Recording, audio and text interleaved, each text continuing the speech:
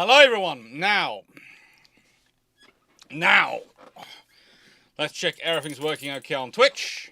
It is. Everything working okay on YouTube? It is.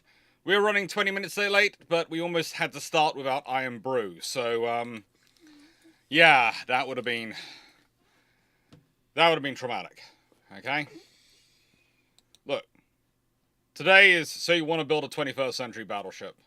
And, well, the mere mention of running this without Iron Brew is causing my poodle to have a panic attack. It's terrible. It's traumatic. It's a worrying experience for you to see me doing this stuff without Iron Brew. But luckily, Iron Brew has arrived. So I can fill up my glass when I need to, and I can hopefully keep talking. Because I've spent the day mostly building and things. So, yeah, it's been fun. It has been fun. And, of course, he's getting a little biscuit. So, apologies. Apologies for it being slightly late.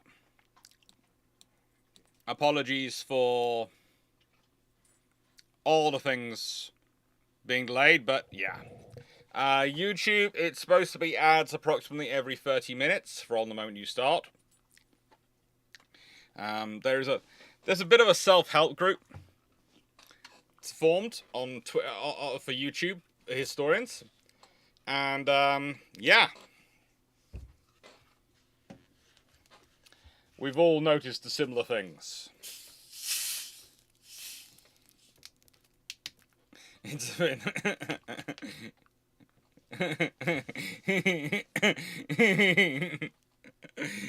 Are you sure he's a poodle and not a fox? Because whilst he's dog hardware, he's running cat OS. You had no idea. Alright, so here's the thing. This week, I had to take him to the vets for a checkup. It's the same day I had to take Zebedee for an operation. And I kid you not, this dog on his hind legs has 3 vet nurses around him, patting him, calling him gorgeous. Literally, he is stood up on his hind legs in front of them, and he's looking at me going... And there's me.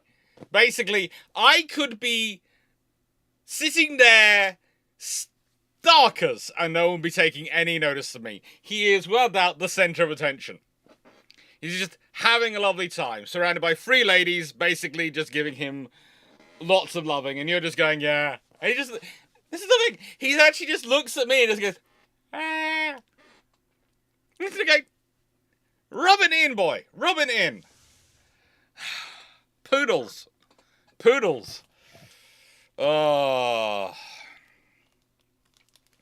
So yes, it's always better to have brew, but I had to get the liveries done, and I wanted to make sure it was okay for my sister, and they had their food, and everything was sorted out, because, as you know, they're having fun. So, yeah, it's been a fun time. It's a fun time. It's a fun time. How are we all doing? How is everyone doing today? Today's one is going to be a fun topic, I have to admit, because I am a naval historian, okay? The easy answer to this was, no, please don't.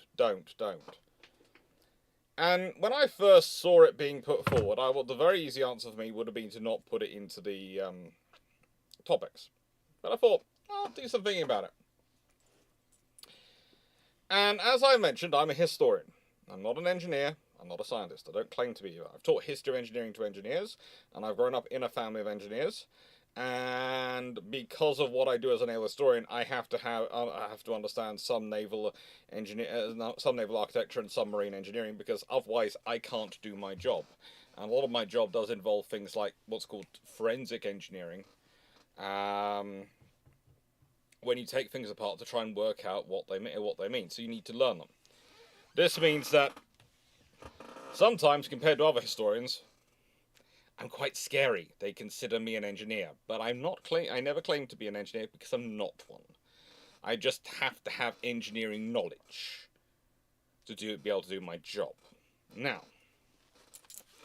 hello. Yes, you're good. You're deciding if you jump up and say hello to everyone, they'll think you're bullfo. They're not going to get you anymore. There's no more coming down. Not anytime soon. You've already had some. Go on. Down you go. Sit. Good boy. Go to sleep.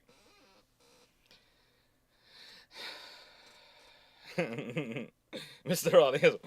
Raleigh has more balls than anyone does. Mr. Raleigh, he stands up on his hind leg with one paw down and just goes and gets surrounded wherever he is. He has skills. The audio is a tad low for you. Well, my audio is going up into the red line quite regularly for me, so I'm not sure why it's low for you. It shouldn't be. And I'm transmitting at over 9,000 kilobytes a second. So that should be more than enough for Restream to overload. Probably enough to overload Twitch, honestly. Definitely more than enough to overload Twitch. We've just started. You went in the garden before we began. You want to go in the garden again? If you go in the garden, you have to promise not to interrupt for the next 2 hours. Okay? I do apologise. Poodle would like to go garden. Okay. Garden we go. Riley's going garden.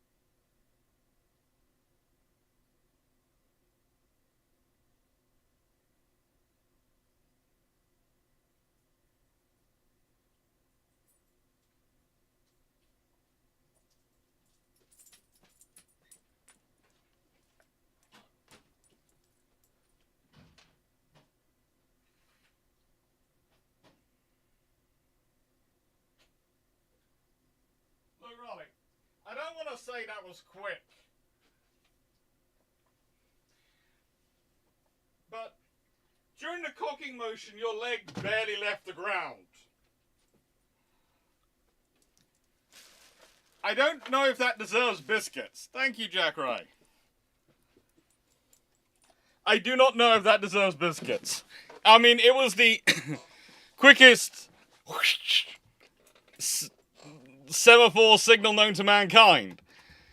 It would have been missed if you hadn't been staring. So, with that being said, so you want to build a 21st century battleship. While I was studying up with the history, engineering stuff, well, the more I started thinking it through,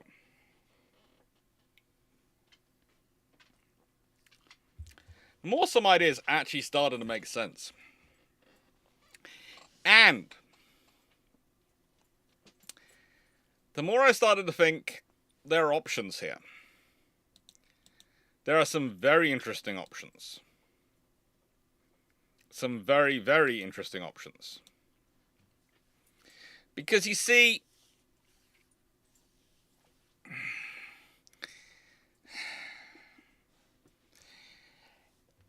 a battleship is more than the sum of its parts. I've often had this discussion a lot recently about what any larger escort would be called, what a larger surface combatant would be called. We have cruisers, but the thing is, if you look at what's actually called a cruiser, the Tycho, it's by role, not by design. They were designed as destroyer leader hulls. The Russian cruisers are interesting. We even have battle cruisers, according to some definitions of the Kirovs, which frankly isn't too necessarily wrong with them. If you're going by the definition of unarmored but have enough power to scare the bejesus out of anything when they show up and are pretty much a carrier whilst they're not a carrier battle group in any way, to stop them would require a carrier battle group or an SSN. And if you're trying to do equivalence in conflict management and deterrence by displaying firepower, then I'm sorry, the SSN loses out to the Kirov, so you have to send a carrier battle group. And that's when it really started to interest me, because I started to think about what battleships' roles were in peace and war. And that's when you really start to think things through. So the question is, do you want to build a battleship? Really? What are we talking about? Are we talking something about 20,000 tons? No. I think if you're talking anything less than 35, 40,000 tons, you're just not talking about a battleship. You really aren't. Not in the modern world sense, and honestly it should probably be 60,000 tons. The reason I said 40,000 tons is that roughly fits things like the King George V, and it's hard to argue they weren't battleships. And honestly, probably what you get for 40,000 tons these days would be fairly decent. So yeah, a battleship. Now, I also picked the Nelrods for a reason. Defining a battleship by its shape. I saw one definition went, it has to have at least 4 main turrets on a definition. And I went, 4 main turrets? Thinking about all those generations of battleships which had 1 or 2 main turrets. Let alone the ones which were, well, ironclad frigates and ships of the line which had no turrets.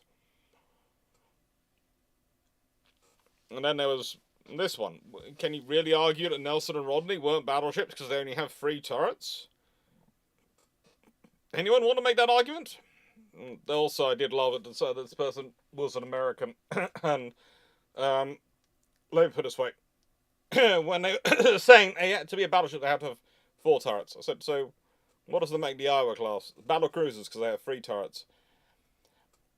Okay, I can. The argument for whether or not the Iowas are fast battleships or battle cruisers, I've done other times, and they are fast battleships. And I've explained the reason why Vanguard is a dreadnought is a fully armored battle cruiser, because of the subdivision she has versus the armor coverage she has. And the Iowas are armor coverage subdivision. They are very much fast battleships. But by your definition, if to be a battlecruiser, it has to have 3 turrets. Renowns are the only battlecruisers which fit that category, because Tiger has 4. So does Queen Mary, Lion, Princess Royal, the Indefatigables, the Invincibles. They all have more than 3 turrets. So it was a really, really bad ruling. It was. It's not the worst I've seen today. Not the worst I've seen in the last week or last month, but you know, this is the joy of YouTube and Twitter and all these other things. I love them dearly because they allow for an expression of opinions and ideas to come forth, and for people to have open discussions. It's great. I also sometimes find it annoying because there's a large expression for people to come forth with opinions and all these things, and you sort of go, if I actually singled you out like name and did a whole Metatron style video on you for being this way, I would feel particularly vindictive and cruel, but if it would shut you up, it probably would be for the greater good of humanity. But I won't. However, I might copy your URL and send it to Drac. Give him the joy. Oh. Now,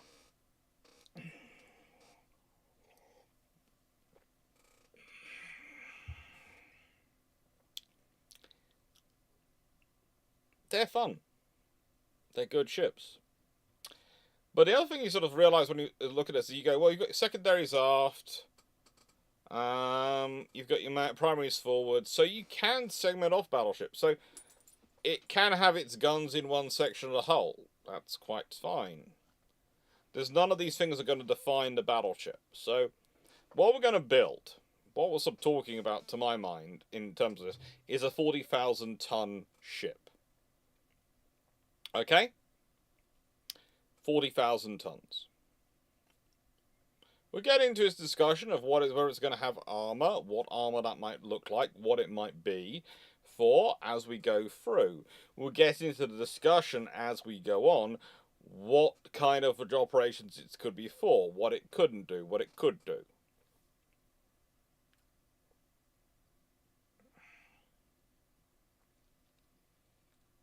It works as an option. And that's what I want you to think about this. Mostly I want you to go through this with a bit of an open mind. Because we're going to be talking a lot of things, and discussing quite a lot, and I'm going to interact with the chat as often as I can, because this is live. And hopefully, you're going to find it interesting. So let's start off by talking about the traditional mission profile in peace for a battleship. Presence. Where you have a battleship is kind of like... Ooh, what's the equivalent for an average person? What's the equivalent of parking your battleship in terms of status? I would say the equivalent of having a battleship in terms of presence is having security cameras on your house. Okay? It's a... Okay, so yeah, I can have an alarm system, I probably do, but I have gone one step further, I have cameras. So you better be sure, or have a very good game plan before you come here, because there will be evidence, and it will be good enough quality to prosecute. That's the sort of thing we're talking about. And a battleship is like that. A battleship turning up is... So... I hear you've ignored my destroyer and cruiser friends. You have! That's so nice! You've ignored them. So here I am. I'm not nice or polite. I'm not even bothering to hide the fact that I don't have a machine gun. I don't have a shotgun here. I have a machine gun. I have a fully automated machine gun sitting in my lap.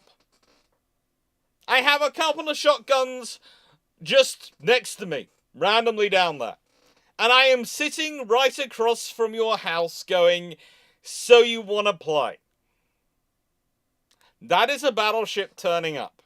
And they might turn up wearing a suit, they might turn up wearing motorcycle levers. You don't know. One says they're here for a formal occasion, while toting enough firepower to wipe out a small country should they have a bad after-dinner experience. The other says they're here, and they're possibly going to mug you. And the thing is, you're going to do nothing about it because you ain't got any police to call in this situation.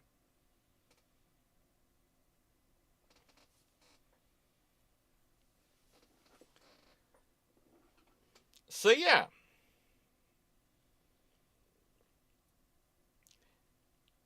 That's the fun thing. A battleship is presence.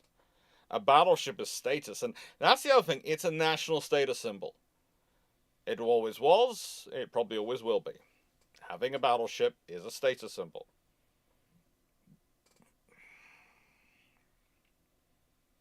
Having something that big, that powerful. And where is a cruiser? That's also an imperial policing / general purpose vessel, and a destroyer is tiny for most of this period, and is basically your deterrence and flotilla security vessel. A battleship is built for nothing but pure, unadulterated war. You do not send a battleship off in peacetime to do maritime security operations and wander around. In the 1920s, they deployed a carrier for counter-piracy. No point did anyone consider sending a battleship. They could have sent Nelson and Rodney. They'd have had a lovely time versus the pirates. No one bothered to do it. It's a level way above that which you need to send. When Hood and Repulse do this Empire cruise, do they stop by to go see the pirates? No. They don't. It's not necessary. Yeah, they're battle cruisers, but it's the same thing. They don't need to.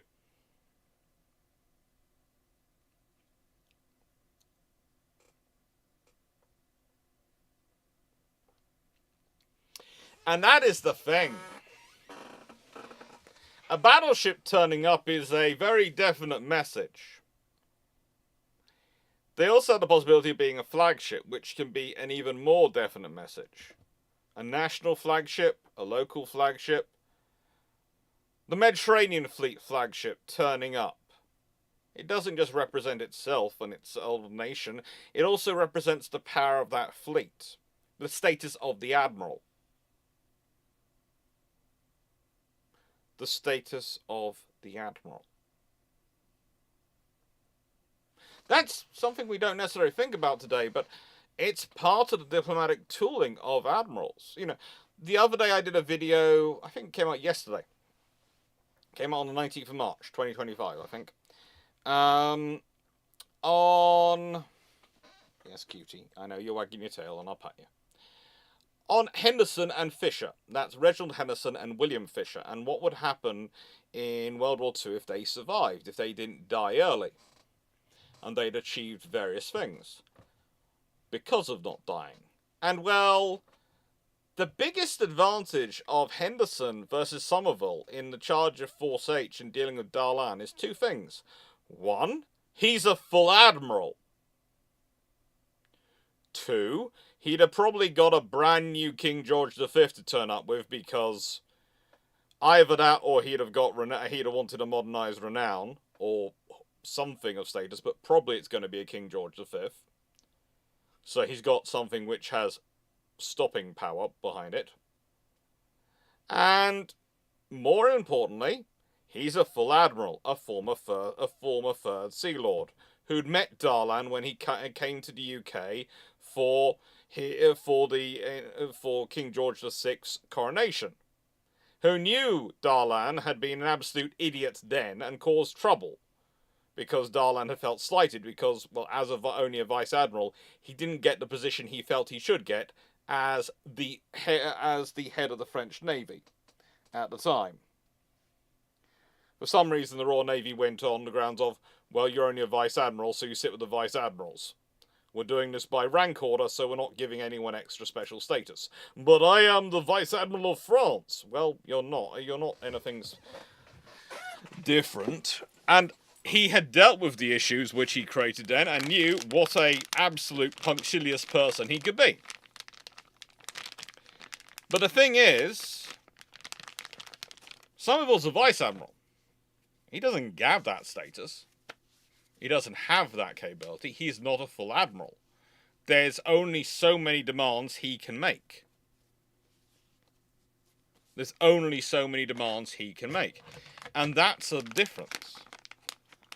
So the battleship you turn up, what status it is, whether it's a Nelson, a Rodney, or a Hood, or a what you're turning up with, will have an impact on your ability to do diplomacy.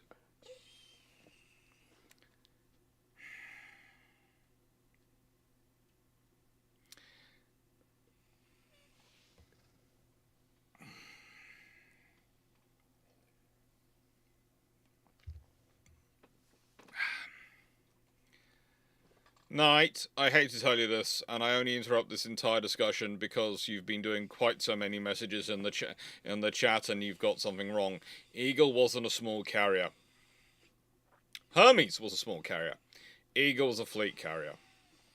No. Not a strike carrier, but it wasn't a small carrier. Now, calm down. With that being said, conflict management is key. Conflict management is always key. You just think of this. How cheap are the wars you never have to fight? How cheap in blood, treasure, and everything else are wars you never have to fight. Now, there are two ways to pursue to try and achieve a war and an end of all wars. One of them is unilaterally everyone disarming. If you don't think that's likely to happen, the whole world voluntarily disarming and everyone going down to heavily armed police forces, in which case things like the New York police force could actually probably constitute a military force in their own right. So this could be interesting. No.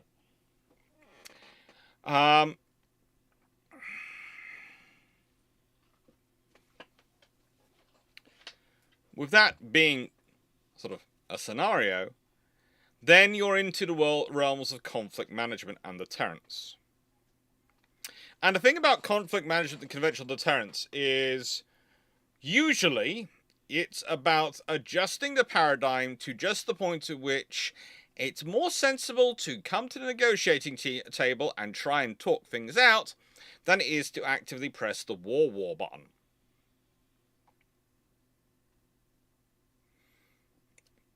Now, the earlier you can start managing these problems and shaping the situation, the better. So, an earlier scenario is send in a smaller ship and get all your friends in that area to conduct a training exercise together because your ship's there. And so you get your friends to all muck around together, and so the friend who's being threatened by someone else, who's hopefully not one of your friends, feels reassured, so they feel more confident because they've just done this exercise with all their neighbours, as well as you turning up. And B, the nation which was looking aggressively at your friend suddenly has a, how do I put this politely? The knowledge that things might not be easy. They might be fighting a multi-front conflict if they push too far. There might be more strategic depth to the operation than they think.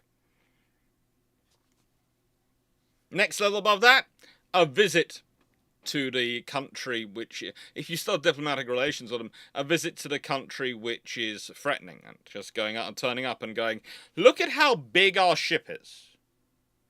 Then there's a bigger ship, maybe coming and visiting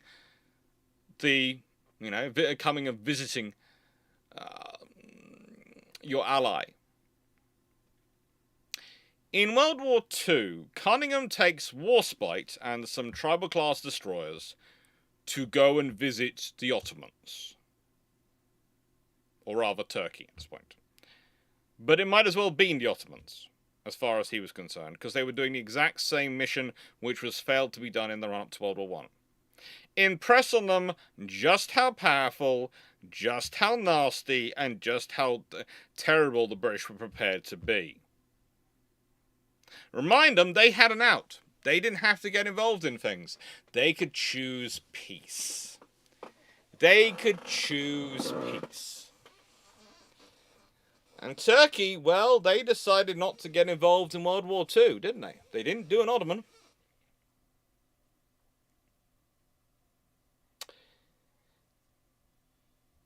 And that's the point. Britain had sent everything else. They tried everything else. This was the sending the Flagship and a victor and one of the ships which had fought at Jutland and had all this storied history behind it, Warspite, fully modernised, with Admiral Cunningham, Flagship of the Mediterranean Fleet, Admiral of the Mediterranean Fleet, with the latest destroyers they had available, the biggest, meanest destroyers they had available, to go and say hello. It's for diplomacy. It is for diplomacy.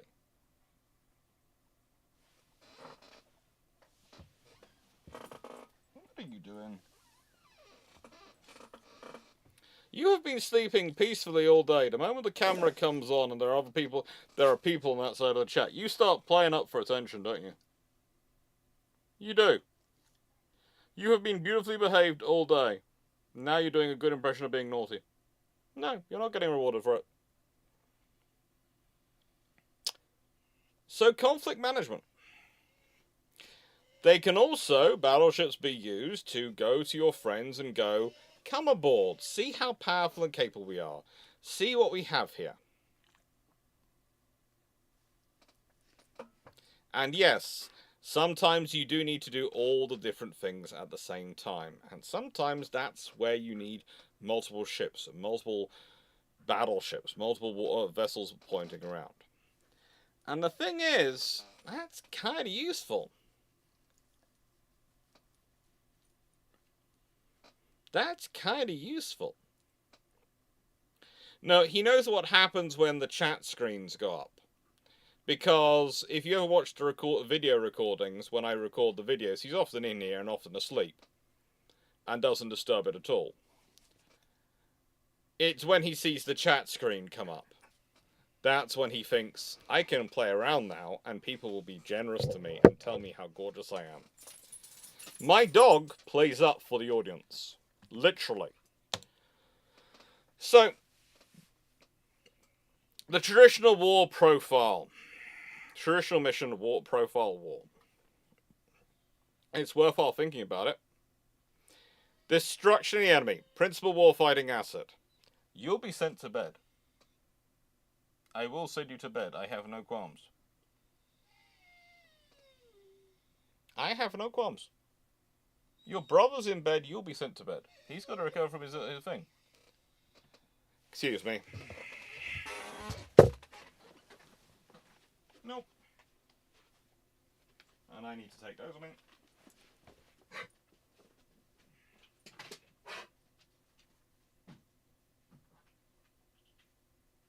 Darren? He's refusing to pay, keeps ringing the whole time and causing trouble. Can you please take me through? Huh? So I'll take one trip. Sorry, he won't take me.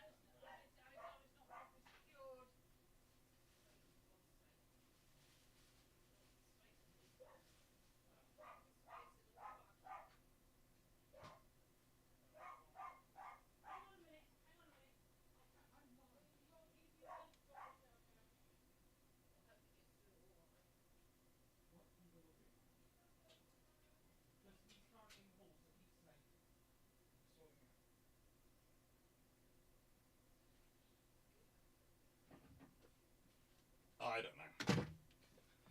Oh, okay. Yep.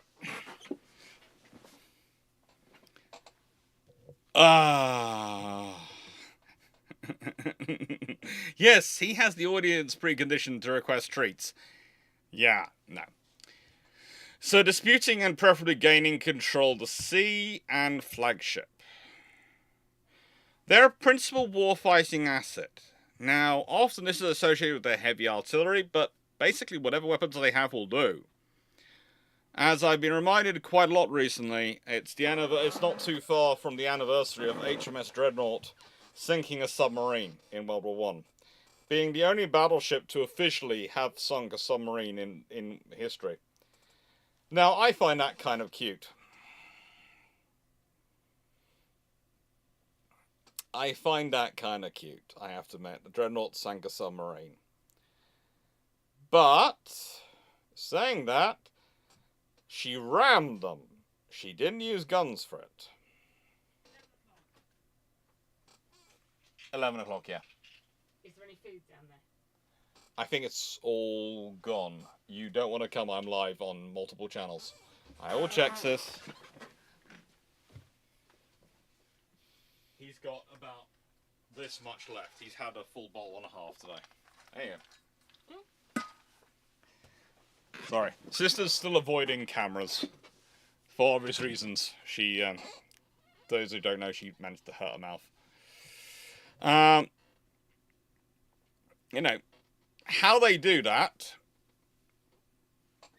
Thank you, camera. Lights causing fun. How they do that, how they do the fighting, doesn't necessarily matter. Guns are what we traditionally associate with them, but guns... A gun-based battleship isn't necessarily the requirement here. What is the requirement is a battleship. Something that fulfills the role of a battleship. And the big guns are quite useful because here's the point I sometimes make. So here you go. Here's a lovely piece of equipment I have. It helps for when I'm cutting up boards and I'm trying to make them go around corners. So, let's see. What's my head like?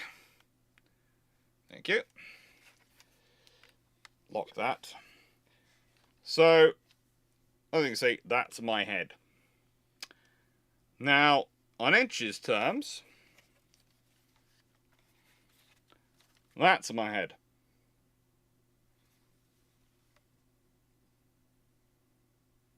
A little bit under 9 inches. Cute.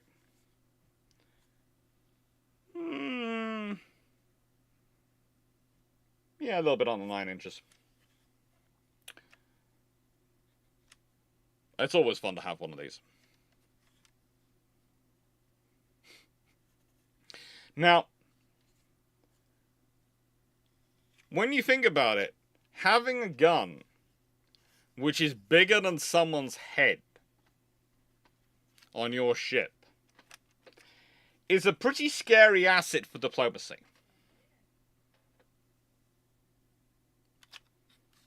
Having a gun which can literally fit someone's head in it, that's scary.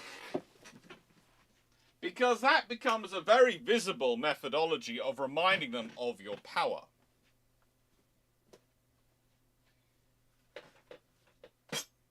And the thing is, in the modern world, it can get even worse because, let's think about this.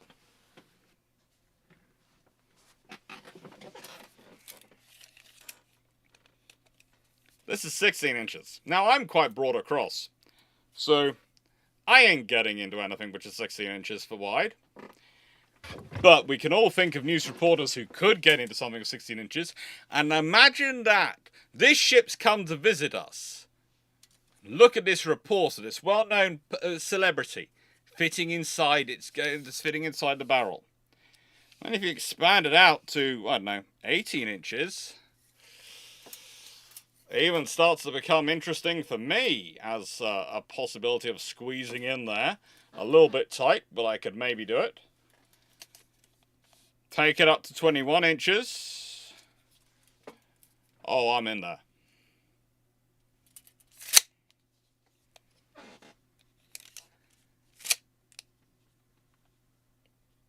The thing is also, those shells weigh a lot. Those shells weigh a lot. The guns have value. But they're not necessarily a requirement for a battleship, but they have value. Disputing and preferably gaining control of the sea and Flagship. Well, yeah, the battleships often led those efforts, but they didn't always fight them. We talk about warspite at Narvik, and sometimes people, I have honestly had conversations with people who've told me that, well, it was just warspite alone. It wasn't. There were, as I've said before, a whole flotilla of destroyers around her, fighting their way through.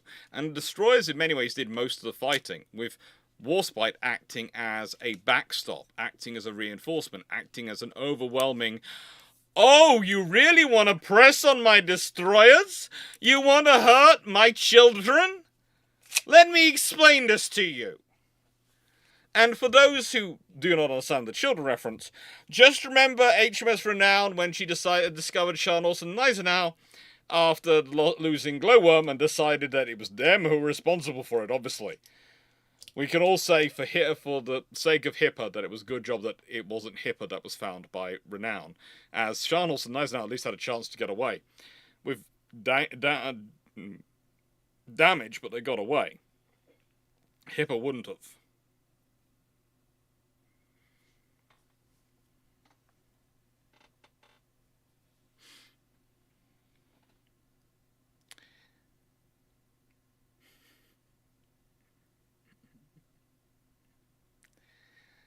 And this is what we're talking about. And then there's Flagship again. And the thing is, you need a big ship to be a flagship because an admiral's going to have a lot of staff. They're going to have a lot of staff. Think about it. Think about the electronic warfare specialists, the intelligence specialists, the legal team, the logistics team, the engineering team, the medical team. the political team to deal with the politics coming forward. You have a requirement for a lot of staff. A lot of staff.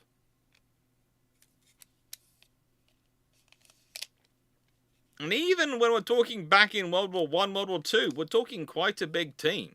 I know Beatty famously didn't have that many, but, you know, most admirals did have a decent number.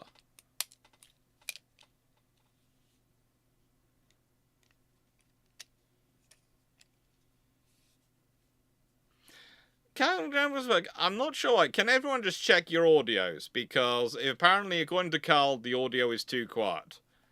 I have no idea why. I am regularly maxing out my system. Regularly maxing it out. I don't know why it's too quiet. And the staff, as I usually point out, working from home is perfectly viable in certain roles. I would say it's certainly viable in most office jobs. The only reason you can have the sort of work you do in staff work not be working from home is because you need it done this minute, 24 hours a day, and everyone ready to go, and you need the experts there on site so you can have a meeting immediately. You don't want to be waiting for them to be available. And you don't want them to be doing a lot of communications to get that information. So that's the reason why they can't do the work from home.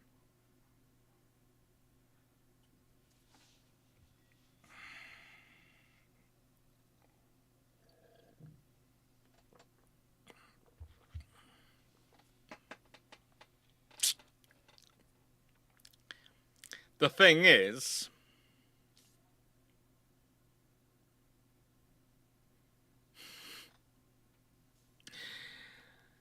there are a lot of jobs you can do from home. Let's be honest, I do most of my work from home. But mainly because I can't take these books everywhere. I can't take these books everywhere. I would love to, but I can't. I go to archives, but I do most of my writing, most of my research in terms of putting the stuff together, the information from the books, etc., from home, which I can do in my role. I also think it needs to be a case-by-case basis when we come into that discussion. But then we get into the modern mission, profile in peacetime. Well, one of the things that's happened since this period is we've had a rather strange period in terms of naval history development. You see, battleships are about peers. A battleship is something you build when you've got peers to take on. Peer threats. During the Cold War, well rather since the end of World War II, we've had the Cold War, which was dominated by a bipolar world between two great political blocs. And one of those blocks had an overwhelming sea power advantage, and the other one took an asymmetric strategy to try and counter it. They weren't trying to counter it on a peer level, they were going for an asymmetrical approach to it. Submarines, missiles, all sorts of things, but it was asymmetrical.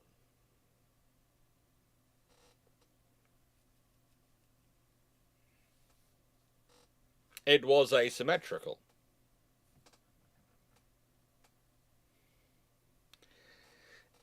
And that meant battleships really don't have a value because battleships are about peer-on-peer conflict. You're going to invest the money in building such a great big hulking weapon of war, and just one, when you have a peer threat you have to deal with. Something you have to fight on an even or a higher level. Now, other advantages for these systems, including battleships, especially these large systems, is that, frankly, large ships tend to be more survivable than small ships, and tend to be far easier to make a large ship counter a small ship. The usual argument you have is missiles can beat armor. Now, this is an argument which comes up quite a lot, and I'll probably be talking about this again when we get to the war slide. But the thing is, I also have more space on a large ship to put in missiles that can engage other missiles, put in close-in weapon systems, put in other weapon systems, and other systems that, other electronic warfare systems, decoys, and all these things, which can make it very difficult for one missile to hit. So you need to launch a lot of missiles to hit me.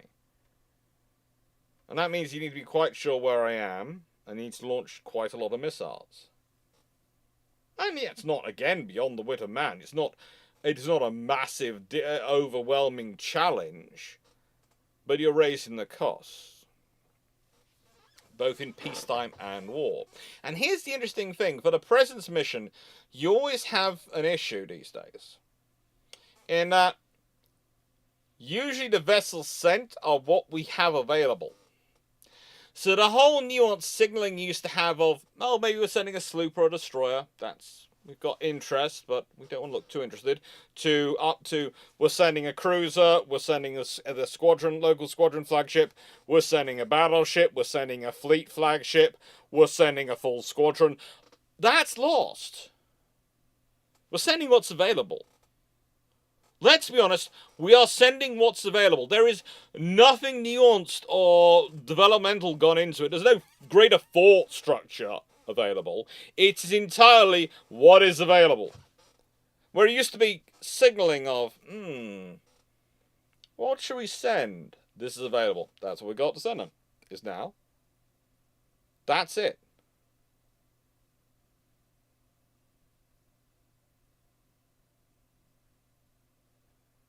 Now,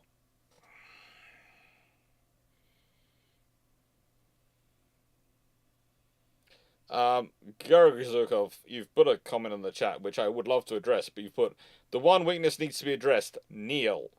Do you mean keel? I'm not sure what, or is it steel? But it's Kneel you've put in, and I'm not sure why you've got them kneeling. They're battleships, they don't have knees to kneel as far as I know. Sorry, I couldn't resist the joke. I'm sorry, I've been hanging around with my little cousins. I'm in full Uncle Alex joke mode. I do apologise. It's similar to dad joke mode, but worse. Because none of them are offspring, so I apologise, but yeah, okay. So the presence mission is a big one.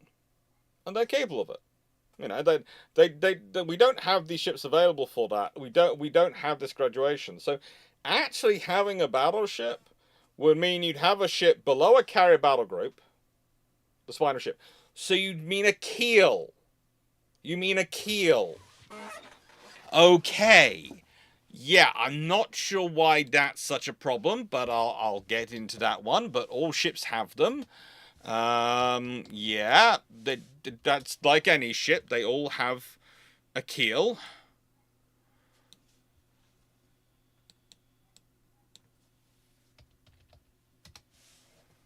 Yeah. But, you know. By the way, keel is spelled K-E-E-L. Just saying that out there. Not K-N-E-E-L.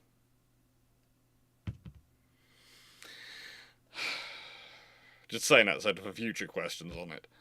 But we'll get to that. So the presence mission is a big one. And the thing is, having a battleship means... Because the thing is, I can't send a carrier on its own as a diplomatic messaging tool. Unless the enemy is horrendously, atrociously weak. Venezuela. Yeah, there are issues from a long time ago.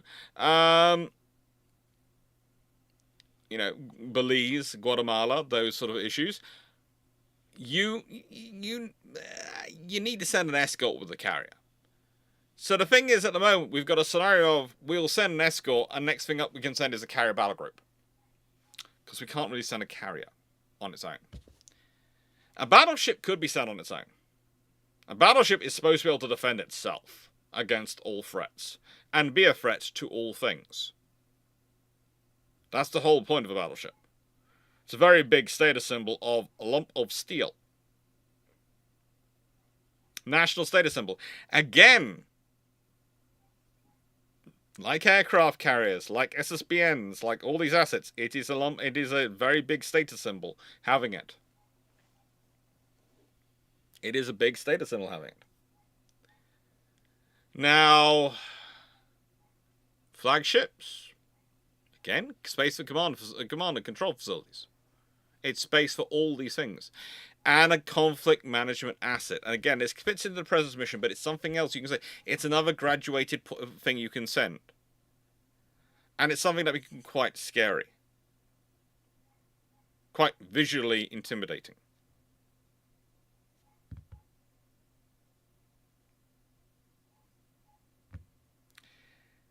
This is the capabilities we're talking about. These are the peace ones. Now, the next slide is the modern mission profile war, centerpiece of formations. Now, I'm going to deal with Georgy Zhukov, seeing as he was quite so worried about it. Every single ship ever built, if you break the keel of it, sinks. Doesn't matter if it's a battleship or a trawler. Every single one sinks. If you're going to focus in on that fact that if the keel's broken, you are sunk, then you wouldn't build any ship. At all. Not a single one. So, if you're in the business of building ships, then you're in the business of avoiding getting your keels done in. Now, how do you do this? Well, one, you carry systems which are going to engage submarines further away. I'll be talking about this after the shameless book plug, and the various systems you could put involved. That's been the same methodology since World War II. By the way, a good example of a ship which had its keel broken in World War II is Belfast, which is sitting in the Thames as we speak. HMS Belfast, yeah. She had her keel damaged by a mine during World War II. Her back was pretty much broken. They had to rebuild it. So, yeah. And you can go nuclear air SW. Again, you don't need to go nuclear air SW. You can decide to drop nuclear bombs down as depth charges and all those things, but you really don't need to. One of the things that happens it's interesting in history, and when we're talking about it, is because breaking a ship's back, actually successfully doing it, happens so rarely, it gets spoken a lot of in books because it's quite a cool event, and it's usually pretty fatal. And it's something which they love to show in computer games because it looks really quite spectacular.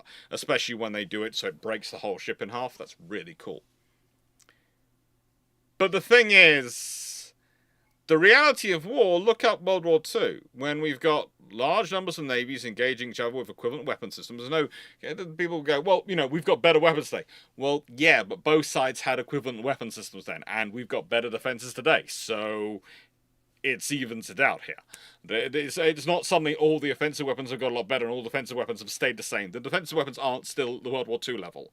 And the offensive weapons have got massively better, and not vice versa. The defensive weapons haven't got massively better and the offensive weapons are still World War II. We're not talking about that as a scenario. It's balanced out. So, yeah. And wasn't Belfast's keel broke beneath B turret? Roughly beneath B turret, yeah.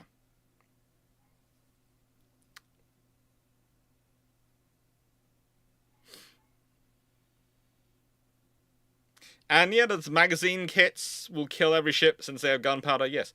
There are lots of ways to kill warships. The thing is, though, we still build them because they're useful. We still build them because they're useful. We still build them because we need them. Now, the modern mission profile for war, they'd be the centerpiece of formations, but here's the thing. I could see them being used to coordinate a lot of uncrewed assets, because if you think about this, if you've got a battleship sitting at the center of an uncrewed task force where all the other ships, you're going to have a large enough ship to have the space for the extra personnel to go out and do the maintenance. You're going to have a ship which has enough firepower to sit at the center of that centerpiece and offer some actual capabilities, which they won't have. You've got a secure enough, strong enough position in terms of that ship that's survivable enough that you can have all the command and control facilities in there for it. And most importantly, it's nothing new. Think about it. The battleships in the Victorian era used to often carry third-class torpedo boats. They've often had their own little flotillas. In fact, in the Age of Sail, that's what the ships of the line had. They had their boats, and they'd use their boats as part of their tactics. And it's still been the case. So this is the thing. Battleships often brought their little ships with them. Often. And the criteria then would come, what can we fit on this ship that we're not fitting on the uncrewed vessels that will support them? And for the keel breaking scenario again, okay, let's say I have multiple uncrewed vessels, and I'll get into this in a bit, out with towed array sonars, and they're doing sprint and listen, or what's called dash and sneak sometimes. And they can they can create a nice corridor for the ship to go through by one of them drifting, each side drifting, while one's moving forward to take to the front and one's getting in position, and just keep up a constant relay of the sprinting drifting or sprinting sneaking, whatever you want to call it, ASW vessels with their towed array sonars listening for submarines, and the submarines going, so it has dipping sonar UAVs out, it has helicopters out coordinating them, and it has 6 towed array sonars in the water, all listening for me. I'd rather not be here. I'm gonna get as far away from here as I physically can.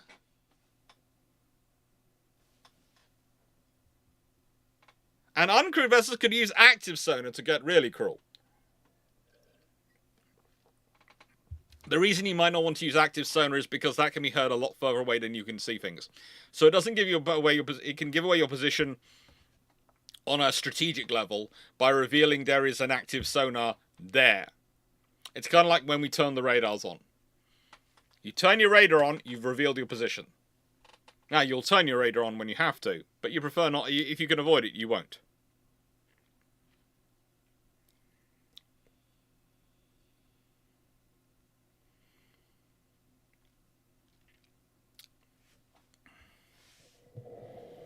Can't forget about the 100 various sonar buoys being dropped every 3 minutes. Yeah, and that's the thing. A 40,000-ton ship would have space to have a 3D printer that could probably turn out something of a sonar buoy level. I've been listening to this as something which has been something being discussed quite a while now. You know, we keep talking about big things being 3D printable, like drones, etc. Maybe, maybe not. But sonar buoys, you can probably make a sonar buoy system which is 3D printable. Very easily. And these sort of expendables, making them 3D printable and being able to carry and manufacture them as you need them, well, that's useful.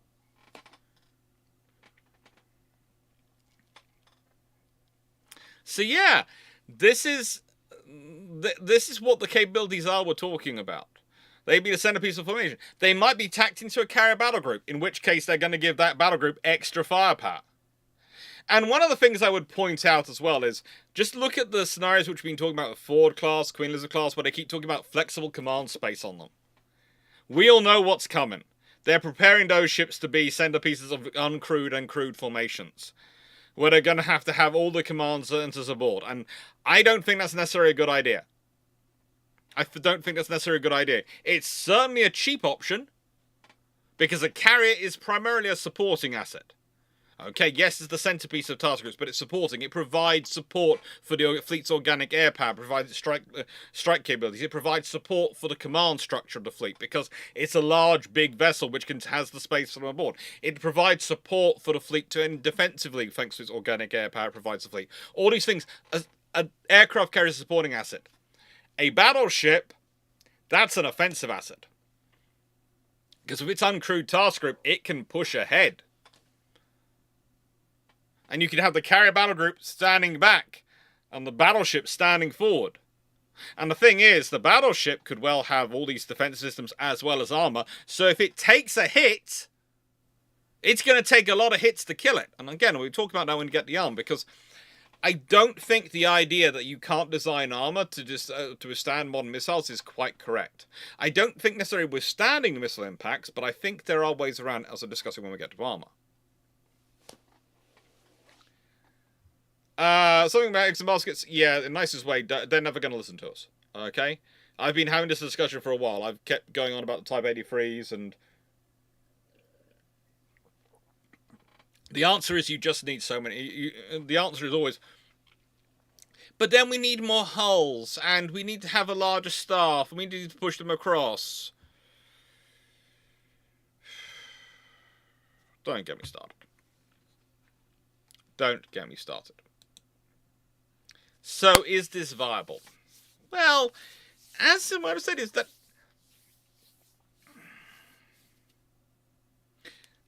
pretty much as Joss H. she just put, part of this is with a battleship, they are just so big, you can fit so much on them. This is the point.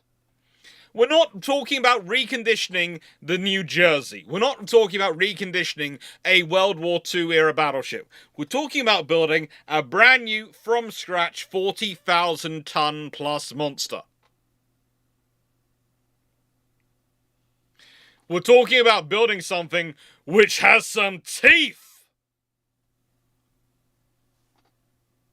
And this is the trouble. Most people's impression of the Battleship is when you bring up Battleship, they start thinking you're going to rebuild something from World War II. And you're not. You wouldn't.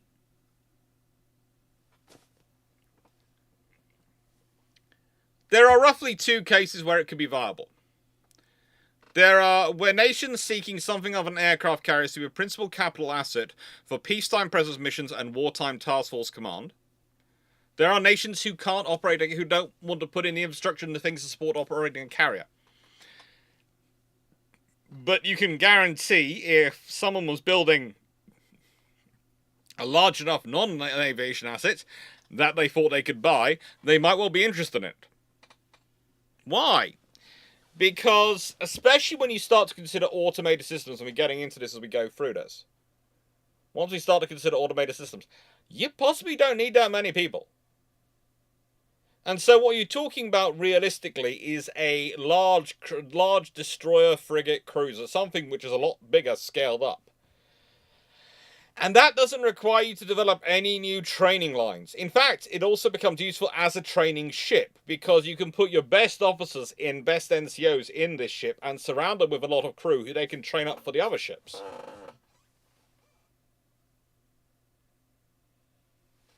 Thank you, Aurora Oblings.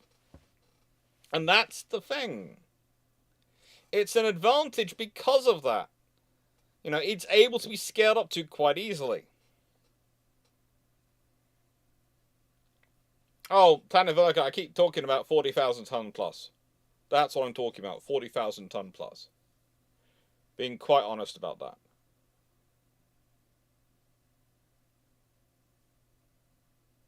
You could go for bigger, but you don't need to go for bigger. One of the things you have to remember is if you start going, well, I want to build a 200,000 ton battleship. Why? What's it giving you that 40,000 ton battleship wouldn't these days? What is it giving you to the 40,000 ton battleship? Especially when you consider the amount of steam plant in that versus what the modern power generation engineering systems would take up.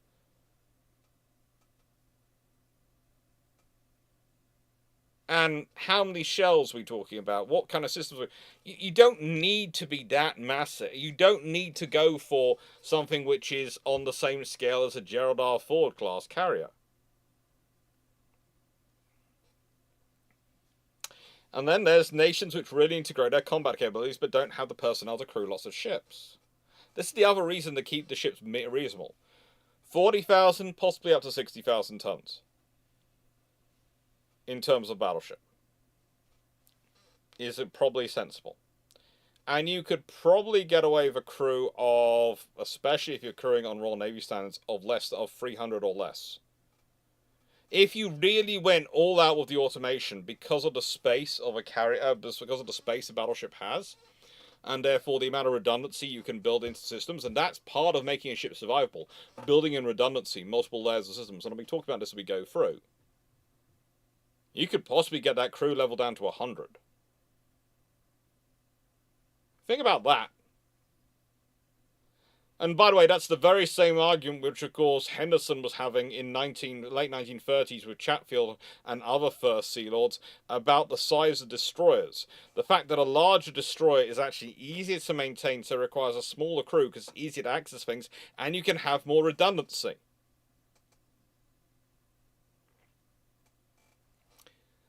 But it's only that way up to a certain size. At a certain point, you start having to add in more people just because of the sheer amount of distance you have to cover to maintain things. And also, for the President's mission, you need to be able to go into quite a large number of ports. And you make the ship too big and it can't go into the ports. It needs to be able to pull up alongside. Something of 40 to 60,000 tons can pull up into ports where there are most ferry terminals, most cruise liner terminals can take something that big turning up. It's not going to be too massive.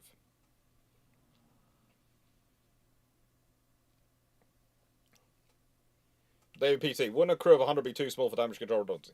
We'll get into that, but honestly, there are ways around that. There's a lot of... One of the things you have to think about, and this is the point I often get into as dealing with European navies versus the US Navy. There are a lot of options these days to reduce the need for damage control, especially in terms of firefighting, etc. You can reduce the burden of the personnel. And then you're concentrating more on damage control in terms of patching assets and in terms of buoyancy, etc. And again, you can build things into the hull design for that. So don't think about the systems can evolve and be slightly different. As how you would fight this ship, and I'll be talking about that, could be very different than how you might be thinking about fighting a traditional warship. Or warship as we learn. I've been looking at this, and I've been looking at a lot of discussions about future warships when going through this. And a lot of discussions when we start talking about future warships, you might have heard this when me and Drac and Jamie have been discussing this on bilge pumps. A lot of the future warship discussion starts to talk about things like crew in safe places and the outer areas of the ship being basically spaces which are sacrificed in combat if there's enemy damage, and then are only repaired afterwards. The ship's viable, it's not going to sink, it's designed so it won't have those issues. But we'll get into this as we go on. Okay, David PT? We're getting this as we get to the damage control section. There's literally a slide coming up called damage control. So that being said, shameless book plug time.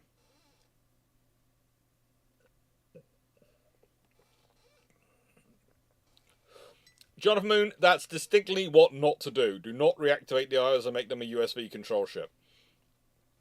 Build a specific ship. Shameless book plug. Now, thank you to everyone who likes, shares, or subscribes to these videos. Thank you to everyone who supports this channel and helps it grow. It really is good of you to help it grow. It really is nice. I want to reach a lot of people who love naval history. And I want to share a lot of discussions on naval history. And I do this stuff on Twitch, on YouTube, because of that. Because I like to share naval history with people. So thank you for it. Thank you for watching. And yeah, please comment, like, share, subscribe, all those things. Everything that helps the channel grow. It's all massively appreciated. I will say I prefer the smiley faces to the hearts.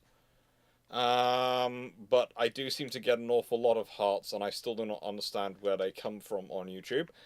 And there's all sorts of things that people can do to interact these days, and it's really, really thankful for that. And thank you to everyone who does the super chats and super thanks and those things, and Patreon. The Patreon vote will go live this evening. I'm sorry it hasn't managed to go live. Every single time I seem to set aside time to put it up and make it go live, so I can be watching go live to check it's gone live correctly.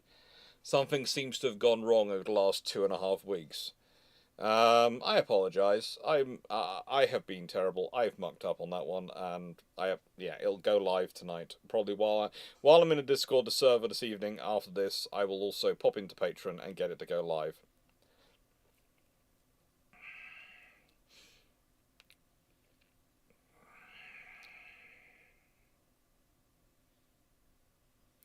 Now, on the Brock, on a multi-hull design, Probably not. Once we're talking about something of the size we're talking about and the operations it's supposed to do, a multi-hull design might actually add complications.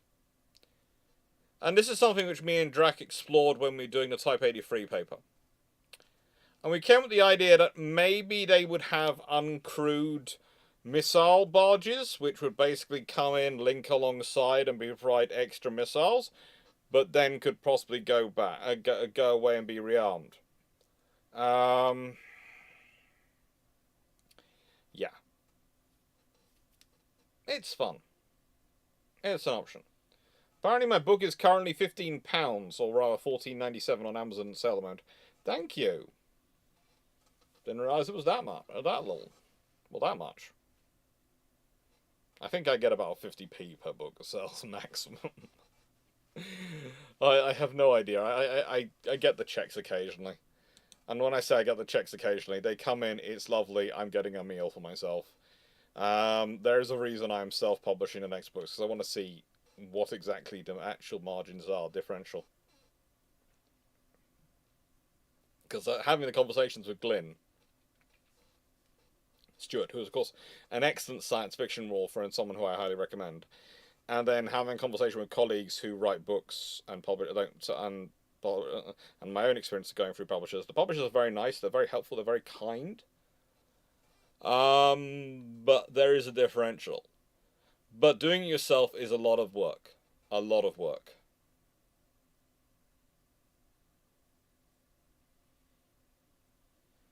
A lot of work. But it's worthwhile.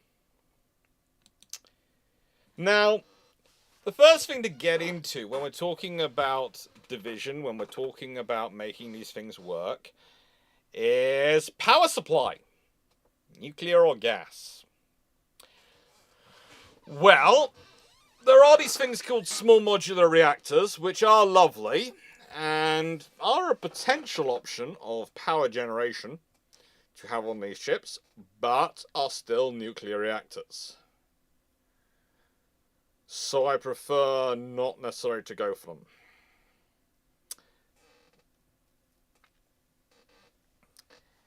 But when it comes to the Queen Elizabeth class, there is a good option here. They have gas and diesel, specifically two gas turbines, 4 diesel generators, 2 of a higher power rating than the other 2. And they pretty much have everything set up so that the Queen Elizabeth class can either run as 2 separate power networks, can patch together a power network from components of their power network, can shut whole sections off and still run their power. Everything is designed to be flexible. And to take damage and still keep working. Now, the advantage of nuclear is you don't have to refuel that often. The advantage of this is if you get hit, you don't have to worry about turning into a small but very locally significant Chernobyl. That's a criteria you can think about and you can work through. Now, the other advantage of this system is that you can mount them throughout the ship. For example, the Queen Elizabeth class, they have the power distributed, so there's power which is which is higher in the hull, lower in the hull. There's power forward, power aft. So it's very difficult for you to take out the power. Then it's not concentrated in one part of the ship. There's not a great engine room and all the power is in one section. No. And the shafts are all driven by both shafts are driven by 2 motors. So if you knock out one motor, second motor's still there. If you can power those motors off any of the power generation.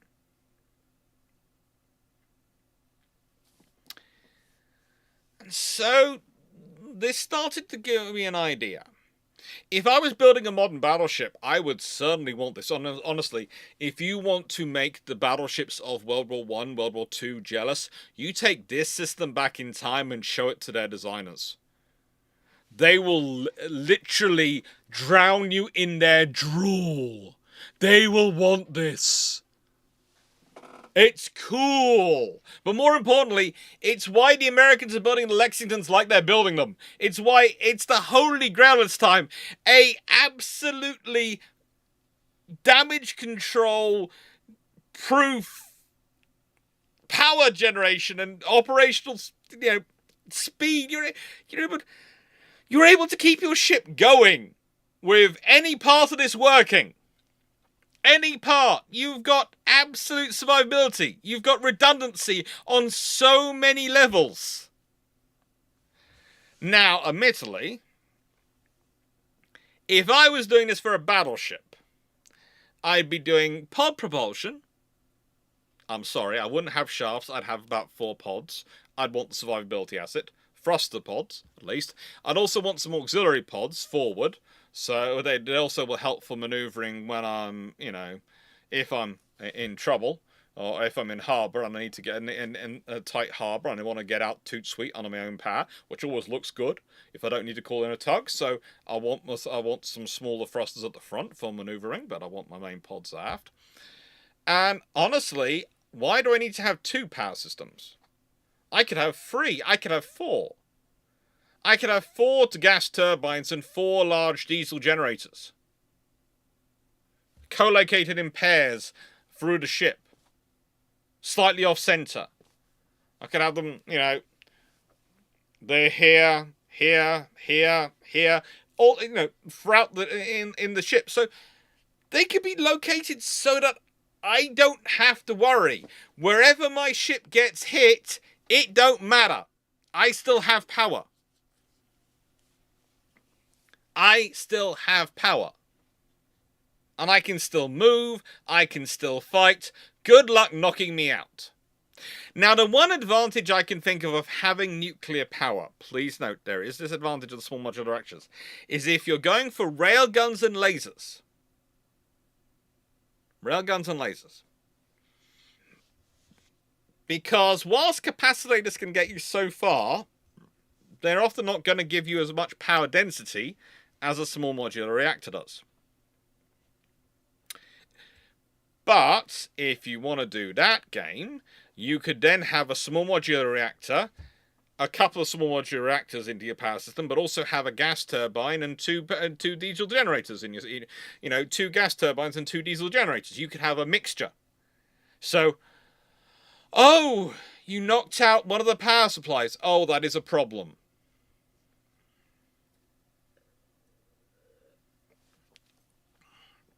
I'm so devastated. You knocked out one of my 4 power grids. However will I survive? And that's the point. This is an entirely independent grid capabilities. It's the survivability.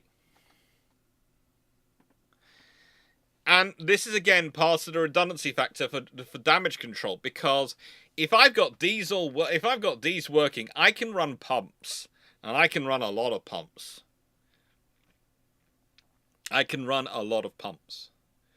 Diesel generators and gas turbines, I can have them quite high up in the ship. And whilst nuclear is a statement in of itself, again, Christopher, there's also the fact that there are ports in this world which won't let nuclear-powered ships in. And if you want to be able to do the diplomacy thing with them, then you don't want the nukes in there.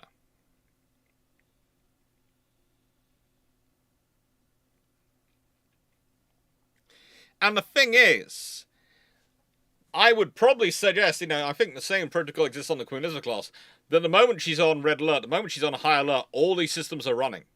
They might be running at idle, but they're running. So the time to crank them up to full, if you have a system damaged, it's done.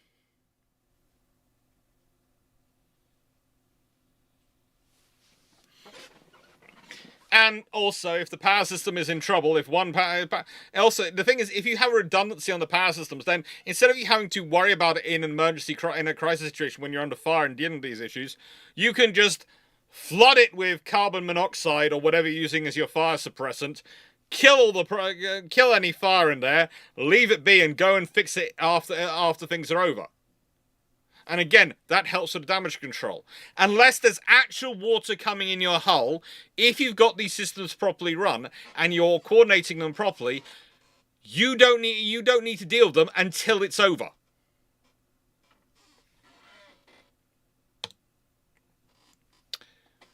Automation of systems, therefore, comes up. Automation of systems. Now, I have to say, this by the way slide comes these bits comes from G Varnova, who are lovely people, by the way. I've had chats with them at various defense leaders conferences, and they are lovely people. They have never employed me for anything, but I have shamelessly in this video, to get the required things for some of the future bits, I have nicked stuff from people's brochures, on the grounds that it's their advertising stuff, and I'm talking about future ship design, and so hopefully they won't complain about me using it. Carbon dioxide. Oh yeah. You can use carbon dioxide. Why don't I put carbon monoxide? Because it takes the oxygen out of the air, doesn't it? But carbon dioxide does act as a fairly good suppressor, and then there's also nitrogen, yeah.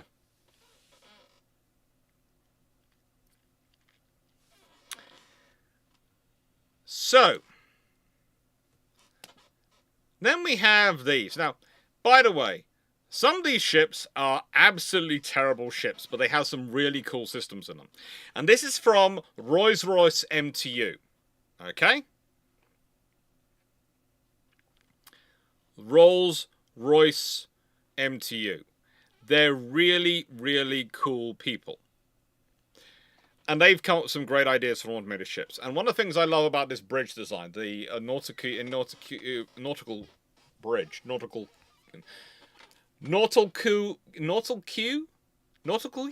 it's NAUTLQ bridge. So Nautilq bridge, I think. I think they won't employ you because they're scared of what you get the design teams to build. To be fair, I've met a lot of them. I'm sure, nicest way, the ideas I give them, they are worried about.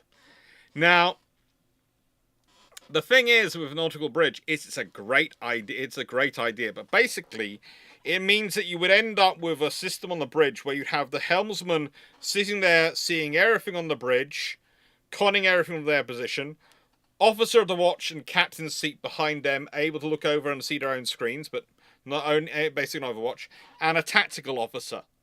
That's all you need in the bridge to watch the situation going on.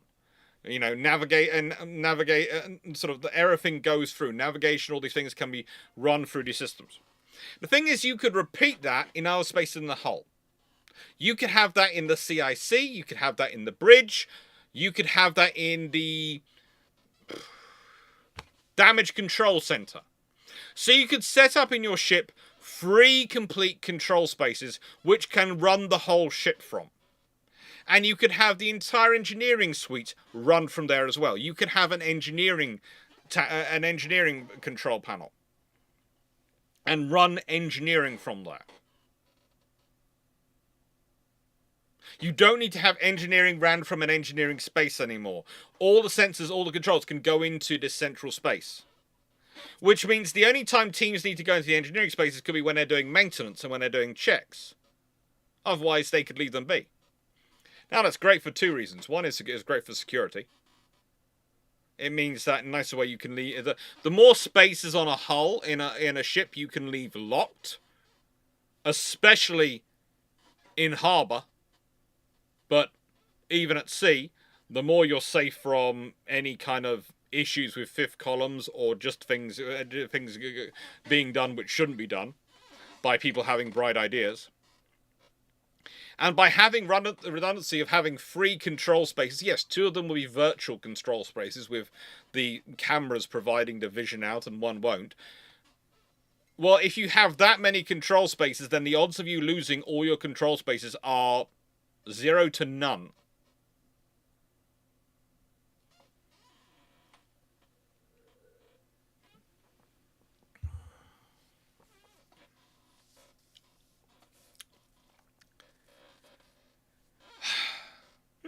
Good. Now, the thing is, once you have all these systems, and it's just not just engineering systems, you can link in so many systems, fire control. I mean, talking about damage control systems, extraction, all those things can be linked through.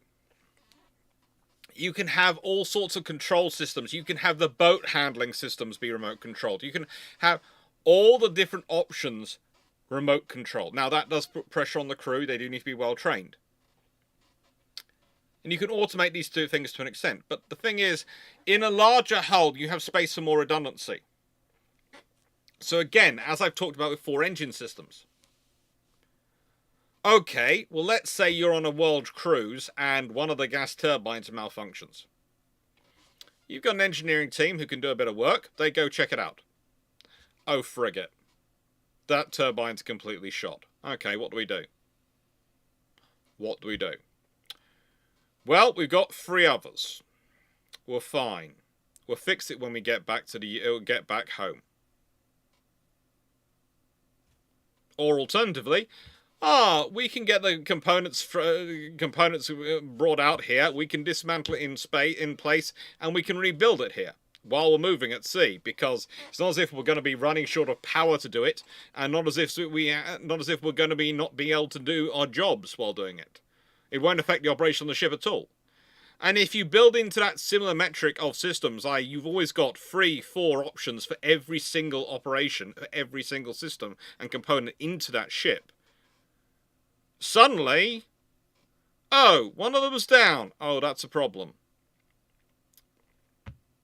When should we fix it? How urgent is it?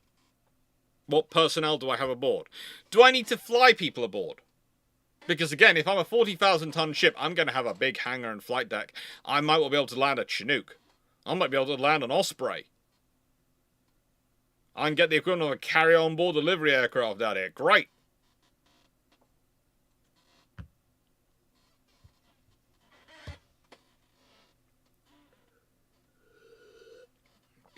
Yes, Christopher, in a modern SRTP-compliant ship vessel, there are free controls for asynchronous is the norm. It is. But I'm talking about free complete bridge setups. So not just the control stations, but the full bridge setup. And the reason I'm saying that is because whilst there are theoretically, that's pretty much would be the same thing. I'm presuming you will know this better than me. There are some companies who are very strict in their application of the letter of the law as to what qualifies as a control station.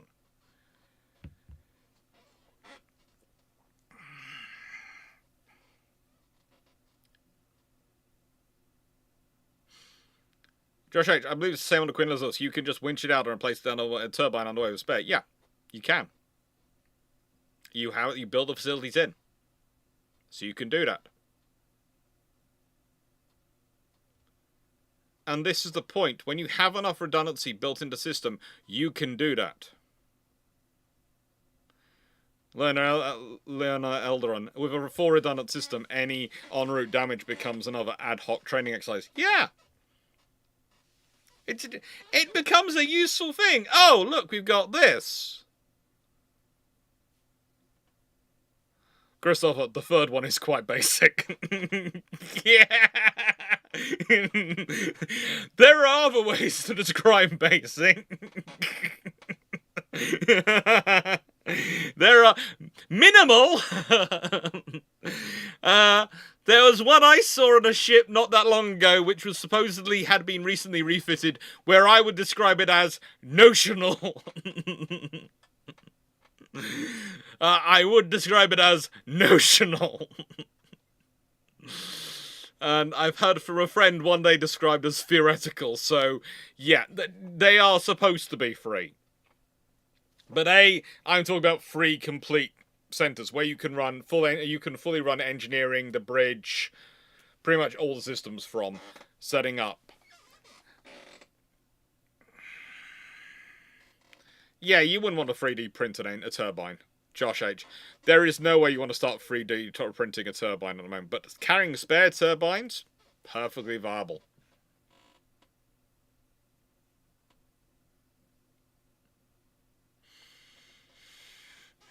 But as said, I was talking about things with 3D printing when I mentioned earlier. I was talking about in terms of expendables like sonar boys, etc.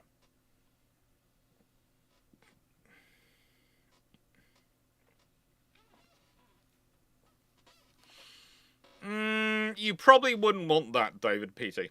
I'll explain why as we go on. I don't think you would want it. There are other systems you would want to include that. You don't. Let me put it this way: you don't want to put a full. You don't want to put a flight deck of that side and start going, oh, we're going to be able to do this, this turns with an air wing on a ship, unless you're going to operate it as an air wing. And if you're not, you don't want to do it. You want to have extensive rotary wing facilities. You do. And UAV facilities, and we'll be getting into those, but I don't think you want to start trying down the battle carrier route. You just don't. It gets the amount of complications the moment you start introducing fixed-wing aircraft into it in terms of maintenance requirements, in terms of support, sustainment, and all those things. It takes over the ship very quickly. There is a reason why the Australians felt comfortable deleting from the Canberras the capability to take fixed-wing aircraft. They're now crying over it and want to put it back. But there is a reason they felt comfortable doing it, because of the amount of space it takes up in the ship, the amount of requirements it creates on a ship. Because it's not just, oh, we've got a flight deck for the aircraft. It's, okay, now we need to be able to sustain those aircraft. Do we have the right workshop spaces? Do we have the right facilities to support them and all these things? It just... Trust me, rotary is far easier. Uncrewed aircraft, fine. The moment it gets into larger fixed-wing aircraft, you don't want to go there unless you're talking about an aircraft carrier. Now, these, by the way, are slides from the Navy Leaders Naval Damage Control Conference in 2023, put out by BAE. And again, I found them by Google, so I'm presuming I'm allowed to use them. And one of the things I love about them is they're talking through all the future in terms of damage control and how important fogging systems are, how important foaming systems are, and especially how important SCADA is. Now, one of the things I love is SCADA comes up so often, you'd think it was a phrase which has been around since 1900. It hasn't. It's less than a decade and a half old, realistically, in terms of mass use. And it means supervisory control and data acquisition. Now, SCADA systems are important because they're helping us shape the future and the present. Basically, every system is fitted with them, and you bring in the data, especially as it's gathered when there's an incident, when there's problems, and they report how you can better manage it for future, and you can improve your sensor fit, you can improve the automated controls, and B, they help you calibrate the system you've actually got in service better as well. Thing is, what we're trying to get it to in terms of fire control and damage control on a ship, and when I'm talking about fire control in this scenario, I'm talking about fire as in fire aboard ship, because it's the damage control scenario. And I do love the way that fire control in naval terms can both mean firing the weapons and dealing with fire, so please don't. I was considering calling it fire management, but that just sounded weird, so please live with me. Now,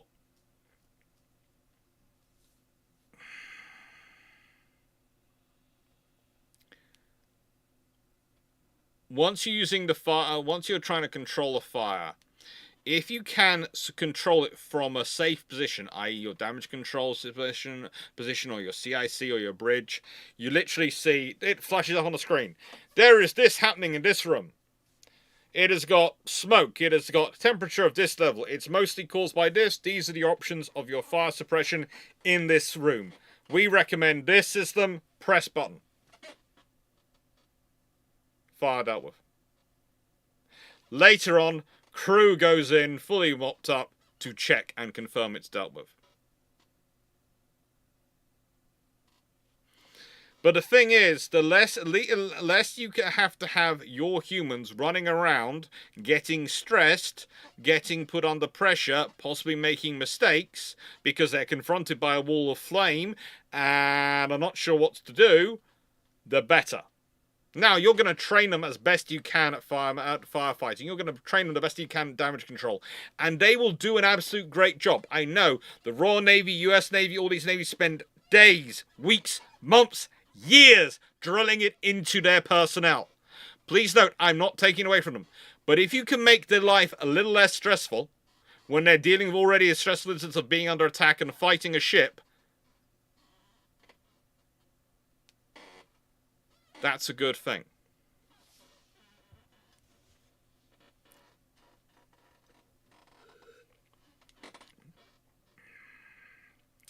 And so, yeah.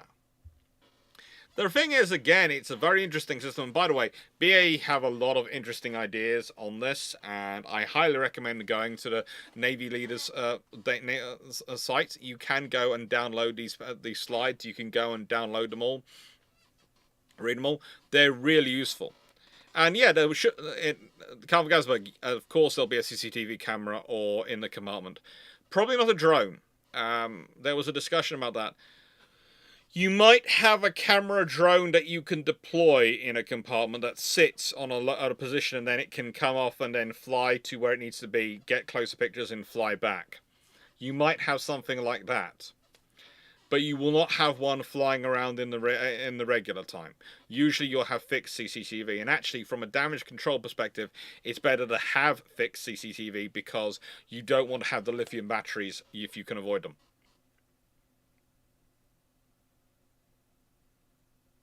Josh H., if you don't know what I'm asking, are you 70% iron brew instead of water? There has been a discussion.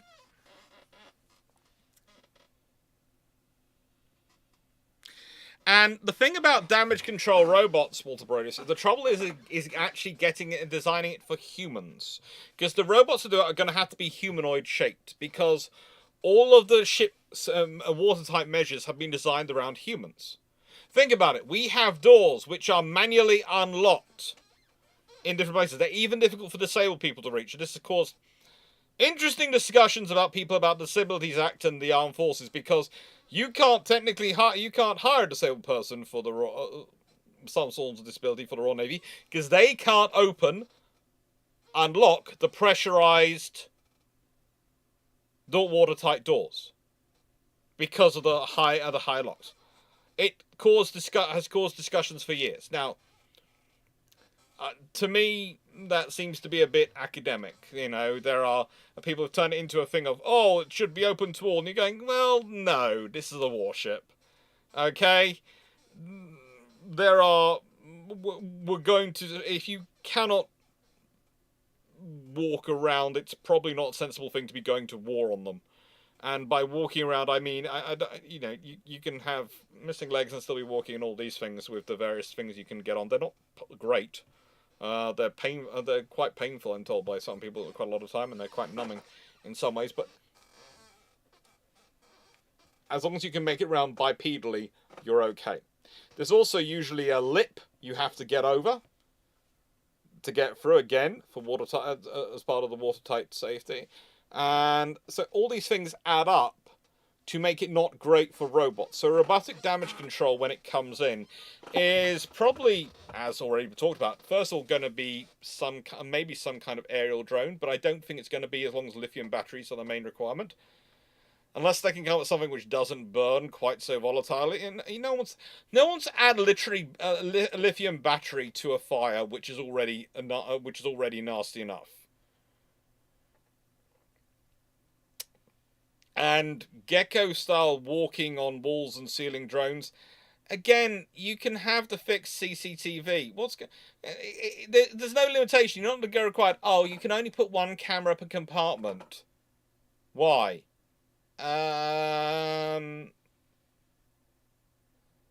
If you want to, you can stick 8, 10, 12, 15, 16 cameras in a department.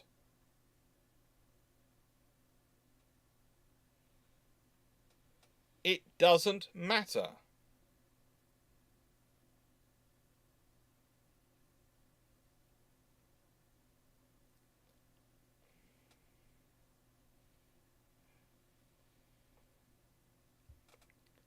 So yeah, that's the scenario. You can add in all sorts of temperature sensors. You can add in gas sensors that are going to take. You can go through it all.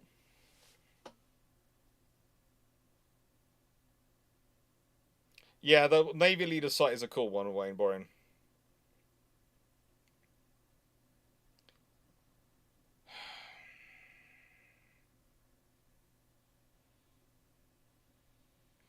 That's what. Plus, fixed cameras are cheap. Mobile cameras can less so.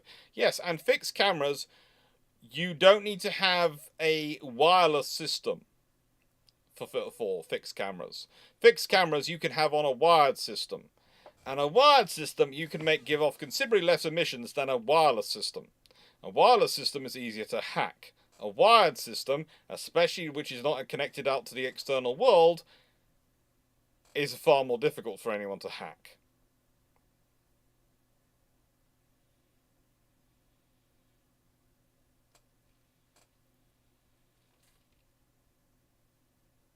And so, yeah,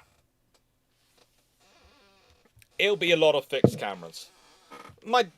To be fair, again, my dad did this study a long time ago called the Efficient Ship Project. And I was reading through his notes the other day, or rather, the only notes I have of his from it, which are his little diary.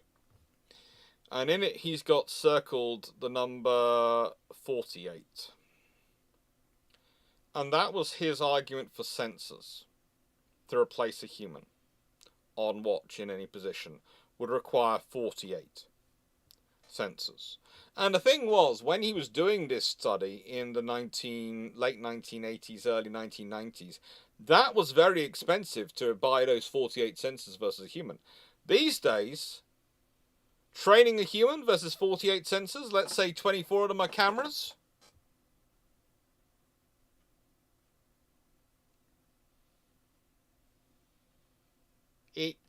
it's probably cheaper. Josh H. HMS Cornwall had something like 382 cameras when she was decommissioned, including external cameras. Yeah. You're probably talking future ships will have something like that, will have thousands of them.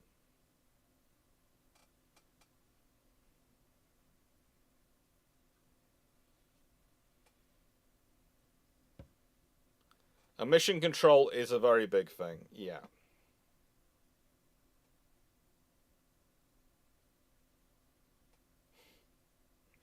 Efficient Ships Project. Although he did used to have a lot of efficient ships involved in it, but we'll leave that to one side. So then I thought, well, let's think about the armor scheme. Okay, so what's going to make this a battleship? Well, if it's big enough, I can start fitting armor. Now, what do I want to armor? How do I want to armor this? Now, I could have gone all or nothing, and I could have used an Iowa class as my explanation point. I actually do not use an Iowa class anymore to make it at any point, because if I'm going to critique an Iowa class in any way, shape, or form, I want to be critiquing an Iowa class. Because of the amount of absolute rudeness and swearing I will get pointed at me for critiquing an Iowa class, which apparently are perfect in every single way. If I am going to be using something, as to say I'm using the King George V, and I'm going to be critiquing them based on how you would adapt the armor to fit a modern requirement, i.e. a scenario which the King George V weren't built for, and the Iowas weren't built for. That nuance always seems to be lost on the Iowa crowd, and don't get me started on the Bismarck crowd. So before anyone goes, of course use the King George V, you're British. No, it's just the King George V's. Every time I'm rude about them, no one ever slags me off. Don't know why it is.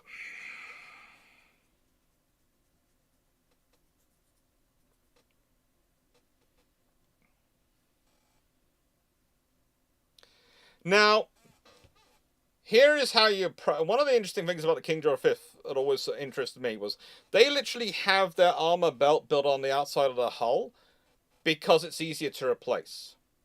And then they had more armor internally around the compartments which needed to be protected. And this is what I would do here. I built armors around magazines. I'd built armor around the command center. I'd built armor around the engineering spaces. And I'd probably put them below an armored deck, deep in the hull. And then I'd have armor along the along the sides. And the whole point of the armor on the sides, like the higher deck, would be if a missile comes in, it gets triggered by that armor because it's thick enough. It goes boom and doesn't break through the internal armor. So yes, it's going to muck up some of the compartments upstairs. It's going to muck up some of the redundancy above the armor levels. But that doesn't matter. And if I got my subdivision right, I'm okay. And if I've got my redundancy right, and I've got all my systems right in terms of automation, then what I could do is, especially if I have 100 crew or less, is I could actually have them below in a special CIC command space, which has the accommodations of things in it that they operate out from. And if necessary, that thing will detach itself as a lifeboat for them to get away. How will it detach itself? I don't know. Maybe it pops out the bottom. Maybe it blasts its way out the side. I don't know. That could be whatever they decide about. But the whole point would be you would have this armoured inner core, which would have its own engines and stuff in it, so it could move off.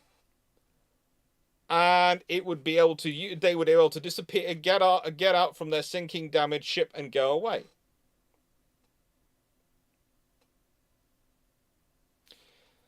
And basically, yeah, it's spaced anti-missile armor, but it's the whole thing of, oh, we have a missile that can defeat your armor. That's great. That's fine. It hits the compartments. Those compartments are part of many layers of redundancy. Oh, it's taken out the torpedo hit's taken out one of my keels. Maybe I have secondary keels, because one of the things you can do is you can fit a false keel underneath your main keel. So if someone sets off a keel torpedo, that takes the damage, and so that gives you a chance. You can also set up secondary keels down the side of the ship to give the ship more support. You can do all sorts of options for keels. You can do similar for underwater compartments. You can have it triple hulled. You can do all these things to give yourself protection and space, because a battleship was never just about its armor, it was also about its subdivision. And the way you defeat missiles is subdivision. And the thing is, if you're going in and you're carrying a whole load of missiles for your air defense, you're carrying guns for air defense, you're carrying electronic warfare systems, chaff systems, all these things. Okay, so let's say I go, hang on, if I fire 20 missiles at you, I'm going to get one hit. If you're armouring a subdivision, one missile hit's not going to be enough to knock that ship out. With the amount of redundancy its subdivision armouring that ship has, one hit's not going to knock it out. I'm going to need 4 or 5.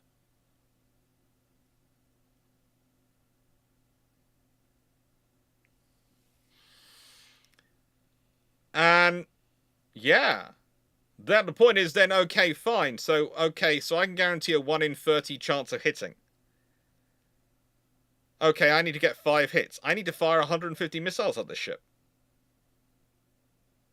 And that's not impossible. That's not beyond the wit of man to do. But it's going to be great fun to arrange it. And the thing is, a 40,000, 60,000 ton battleship could be carrying 300-400 missiles for air defense alone. So yeah, it would be 150 missiles to fire to get enough through to get and kill it.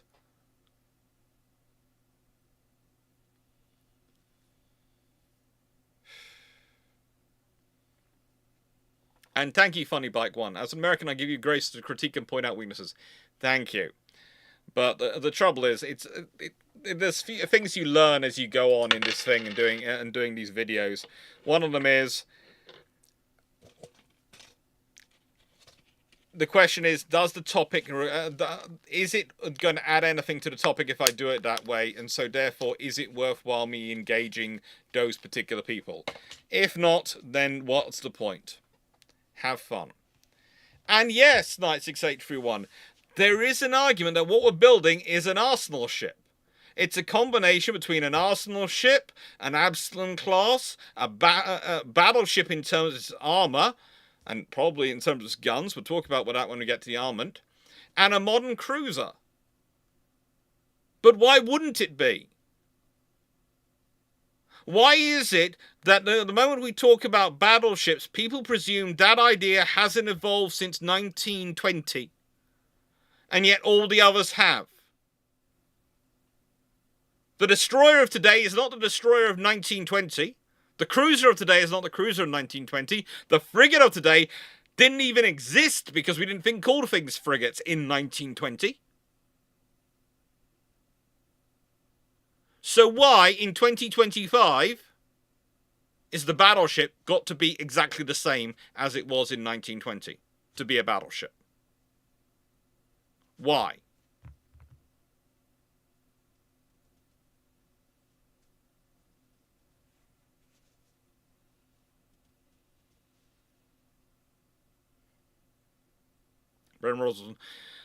It's hard to discuss World War II battleship armor in any meaningful way. They didn't really face what it was designed for, unlike the European campaigns. There's a couple of American battleships which got some pretty hard fighting on them.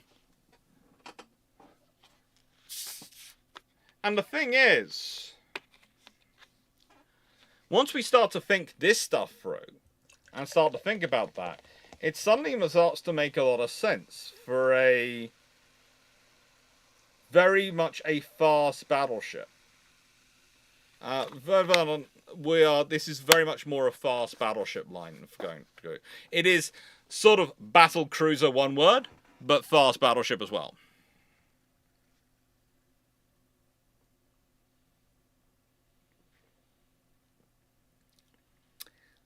9681, I gave you my definitions of a battleship.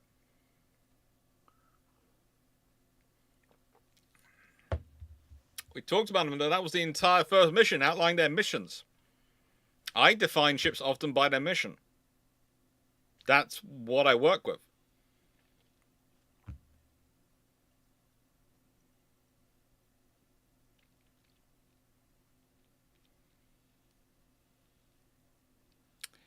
Well, we'll get into this, because one of the things, once you get into the main guns, I'm just going to talk about main guns and VLS systems and all these things sort of combined. And I decided to start off with the main guns as the thing to talk about, because, well, they're what everyone's interested in. And then I work through the VLS system, and then I work through the other secondary systems, and, you know, what these things could be. The thing is, when we talk about the main guns, and again, I'll bring you back to my favourite thing over here. We want a big gun. Now, railguns are probably the greatest reason why we might see a battleship come again. Why? Because honestly, they offer something interesting. You see, even our early scratchings into them have revealed a weapon system that, loaded with its regular shells, could achieve 220 miles with roughly a 6-inch round, going at roughly Mach 7. So, by definition, hypersonic. And I'm not talking the faux hypersonic we have, where things get to hypersonic just because they're high enough up above the atmosphere, so they've got so little friction that they're able to go that fast. At the moment they get into anything that shows friction, they're no longer doing that speed. No, I'm talking true hypersonic. We're talking the level of speed which plasma starts to appear around it. And the thing is, railguns are cute. Now, we might go with Gauss guns, but they of course have a habit of introducing some rotational velocity to things. But again, that's nothing we can't deal with. But the point is, it's not a battleship if it's not got a gun big enough for me to stick my head in. That's the point. And that's also the status symbol for these ships. You need at least 4 of them, 2 twin turrets, for it to work. And the reason you need that is you need enough firepower for it to look sensible and capable, but it also needs to be strong enough and scary enough that people look at you and go, ouch. What you want, ideally, from a presence mission for a battleship is to have guns big enough that when you are having a lovely soiree at the bow of your ship in front of your guns, with all the dignitaries there, when they're looking at the guns, they're going, ouch. Because that's a really big statement. You want something that is a very visual reminder, and that's the thing about missiles. God love them. They've got the capability down pat. They're brilliant systems. But the thing is, they sit in their cells waiting to be called. They're all this potential. And the thing is, it's kind of unseen potential because it's kind of boring. It's a load of boxes or a mushroom farm on a deck that you're looking at from above. It looks like a kind of weird chessboard from a certain perspective. It's not really going to grab the attention. Yet a big gun! That grabs the attention. A hypervelocity or volcano round 6 to 12 inch or 16-inch shell? Just imagine how far that would hit.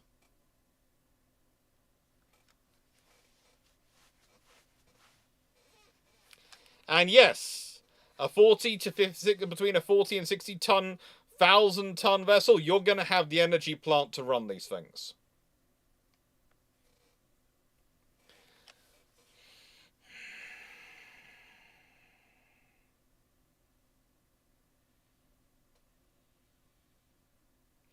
Now, Walter Brodus, I have no idea why you think a railgun can't do naval gunfire support, but they can. Just because their maximum range is etc. 220 miles doesn't mean they have to fire that far. And that whilst we haven't yet tested them with anything but inert shells, which can do kinetic energy damage, the sheer amount of kinetic energy damage they're going to do is still going to be pretty horrendous if you're on the receiving end of it, if you're ashore. But the thing is, we have been working on them having things like the hypervelocity dart shells and these things and explosive warheads in. So yeah, in a nice way, they can be used for it.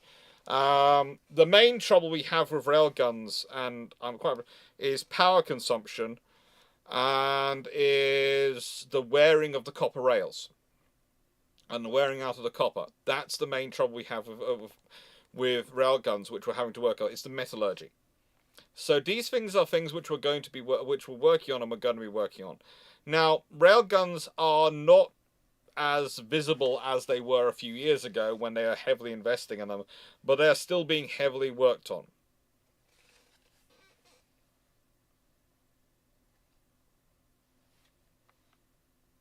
And yes, the payload could be salt water. It could be.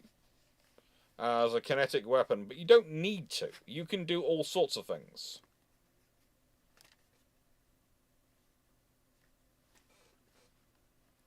What about charge variants to reduce the velocity for lobbing shots? That's all things. Railguns. Basically, the really interesting thing is we've got emails to work, but we haven't got railguns.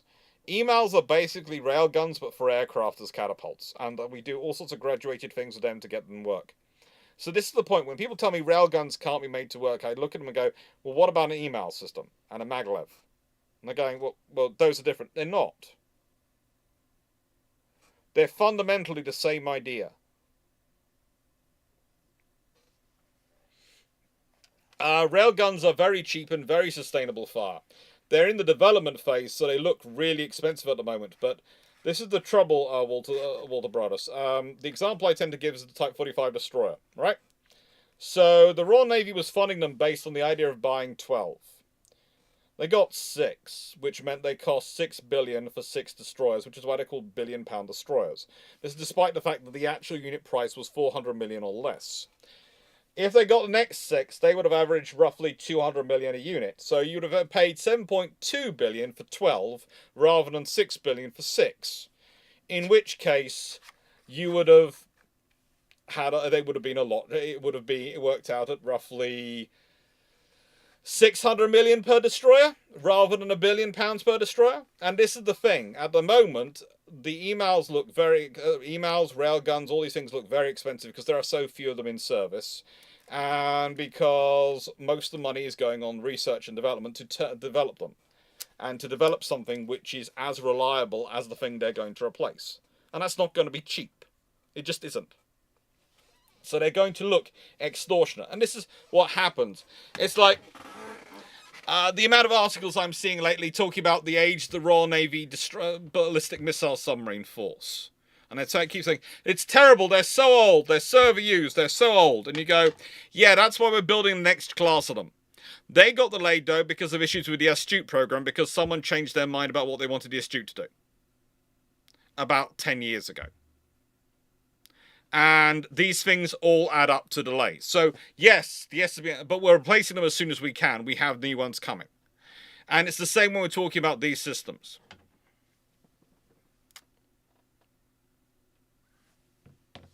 Thank you, Jack Wright.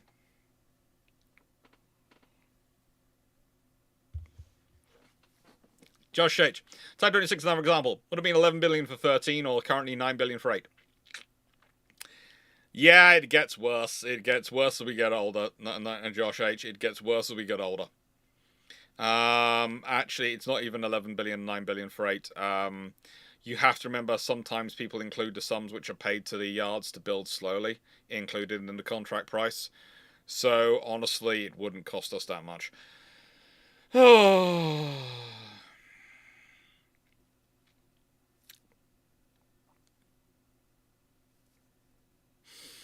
And that's life. Thank you, Jack Ray.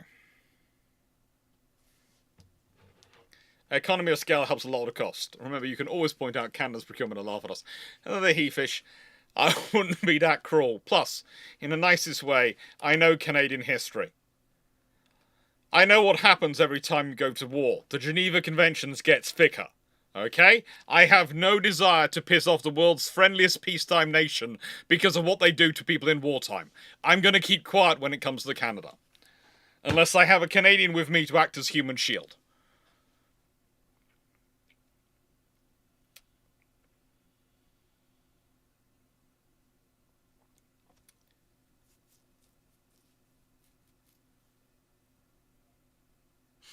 Now, the thing is, if you're a large enough ship, one of the problems we've got currently is reloading and reloading VLS at sea.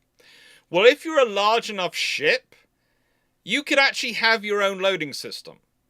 Think about it. You could have an armored magazine inside the ship which has more VLS cells, and you could just load, have a system which kind of like the Queen Elizabeth class have, which they have a whole magazine management system which is very much automated and run by far less personnel than they would have to do if it wasn't managed that way. Could grab the empty cells or maybe even damaged cells from the VLS system, pick them up. If they're damaged and dangerous, discard them into the water. If they're empty and can be reused, maybe pull them back into the store and then reload with new cells, which are full of missiles. You could actually, with a big enough ship, you could do reloading at sea. One of the problems we have with modern warships is they're too small for us to reload the VLS at sea. We keep trying to come up with ideas on it, and everyone keeps going, you know what, if they're about 25, 30,000 tons, they could do it. It's the dirty little secret of VLS. If you were talking a 40 to 60,000 ton battleship and you have VLS cells, A, you'd have a few hundred of them, and B, you could reload at sea.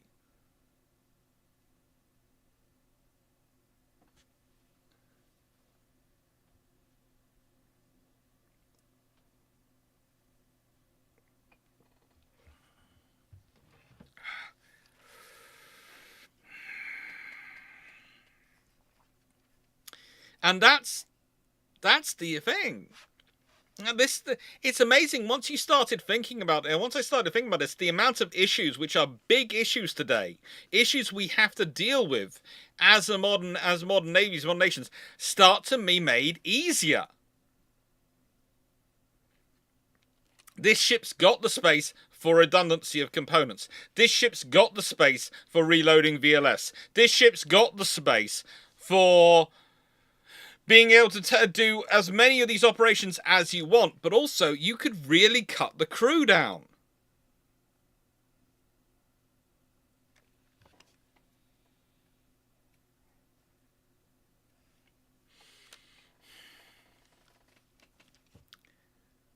And the thing is, yes, you might actually go, well, we have enough space, let's put in a swing arm launcher as well, like Lion's suggesting. You might do that.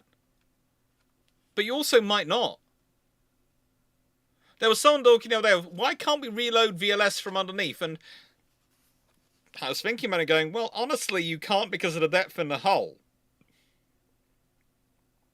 And if we consider people, the other option was to look at the guns and go, well, could they be used to substitute VLS for launching missiles? And then I realised, well, the Mark 41 VLS is 25 inches wide and contains a missile 21 inches in diameter. The Mark 57, and these are from all public documents, so I have no idea how accurate they are. They're publicly available documents, though. Is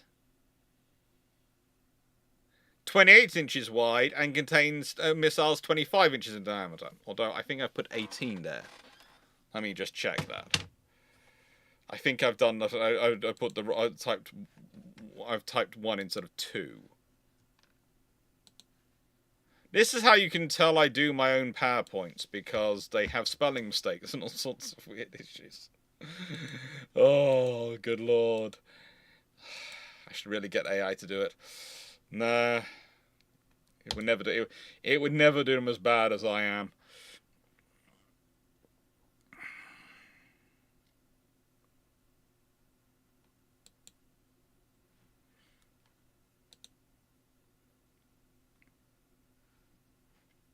And that becomes the advantage. You know, you can do these things. You can do all these operations because of the size of this ship. Hello, Daisy.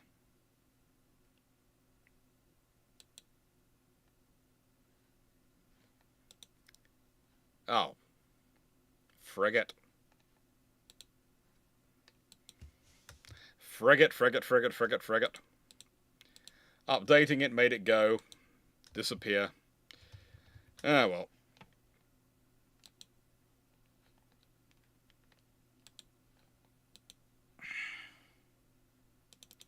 Bum, bum, ba, da, da, da, da. So, yeah, you know, the options start to become really quite cool. And then I thought, well, okay, after main guns, VLS, you've also got secondaries. And again, you could have all sorts of farms of short-range missiles, close-in weapon systems. By the way, you like your 5-inch guns? Great! This ship can carry 4 of them as secondaries. Some 57mm, some 76mm. You name it, you've got the space for it. You've got the space for it. And you can have them in numbers which are redundancy. You can have them in numbers which are redundancy. And then comes the sense of it. Now, my idea was you would have the guns forward, possibly mounted with one super firing over the other, possibly not. And then you have a VLS system designed to protect the missiles. And then you'd have the bridge. And then you'd have space. And then you'd have the mast further back.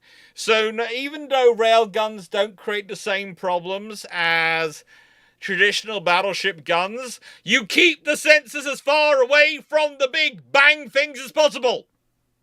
As far away from the big bang things as possible. Okay? You just do. Answer the question of why DI were never fitted with an Aegis combat system and no one ever thought it was a good idea. Because when the big bang things go bang, Aegis goes crack.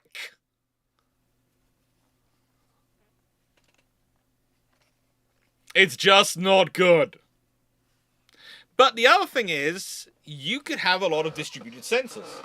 As I talked about, I kept talking about these ships being the center of their own uncrewed task groups, of having a large flotilla and air group of uncrewed assets wandering around them, giving them a sensor radius which is far bigger and far more greater than they would normally have.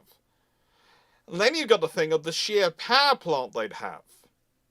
And imagine the radar they could sustain. Imagine how much power they could put out on their radar. Now, one of the things I'm often get brought up by people is they go, well, you know, it's going to be these small drone swarms which are going to take out these warships. They're going to be tiny drones, nano drones. I go, yeah. How shielded are nano drones exactly? Why do you mean shielded? Well, are they going to survive if I turn my radar onto full power and sweep them?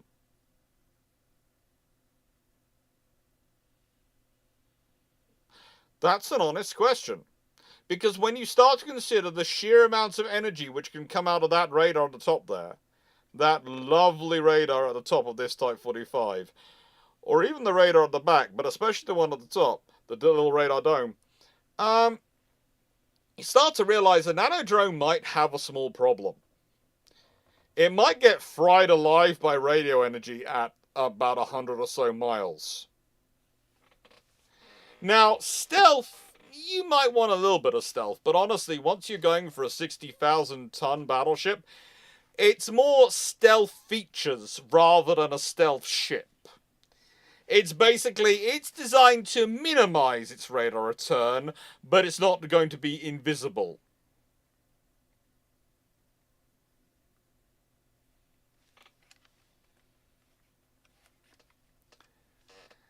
Yes, Josh H. Samson has already been noted it can mess up a full-sized aircraft. So, yeah, you have to be careful with these radars. This is one of the interesting things I have dealt with over my life was reading through the various alerts which go out when there's a conflict, and reading them around the Gulf War. And the fact civilian airliners were being told to keep out, and there's people going, well, why are we having to keep out of here? There's no missiles going off here. No, but our radars are going to be active. And so what? You don't want to fly that close to our ships when the radars are active. That was from the first Gulf War.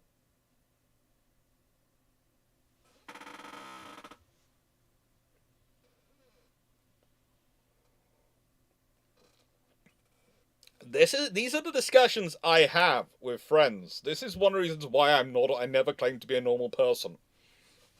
Other people go to the pub and A, drink alcohol. There's me happily drinking my own brew because I found pubs which serve it. B, have got football or snooker up on the pub wall, not the latest episode of Drakenfell or various other things from various Naval History channels. And C, this is the important thing, do not spend hours debating the future of warfare and explaining in very minute detail why, yeah, some of the stuff you've seen recently in the papers is absolute twaddle.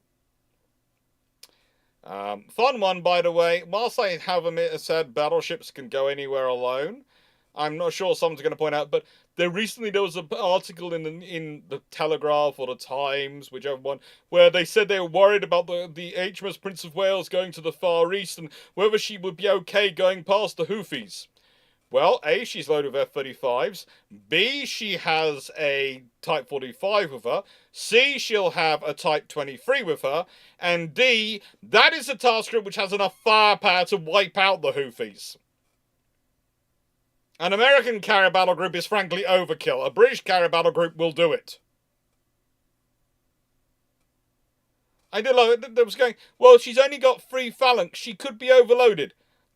If the phalanx is what's being used to defend the carrier, then a lot of other things have gone wrong.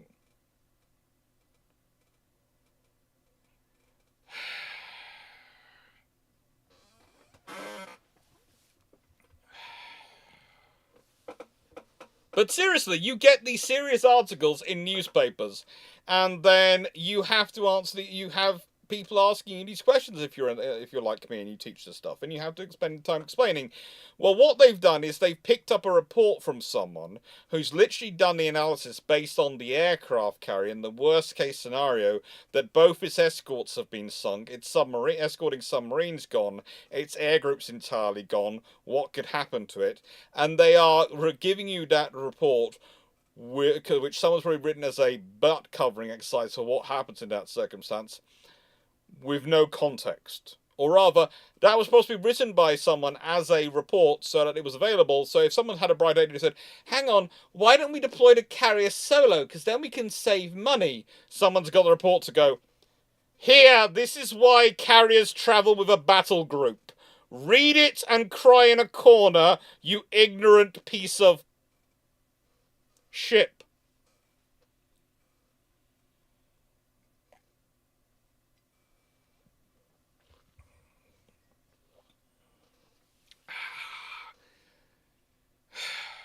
It happens, okay? So yes, the sense of it, Gonna be aggressive and powerful. If I was British, it would be literally whatever I'm fitting on the Type 83s would go on these ships. But ramped up the power.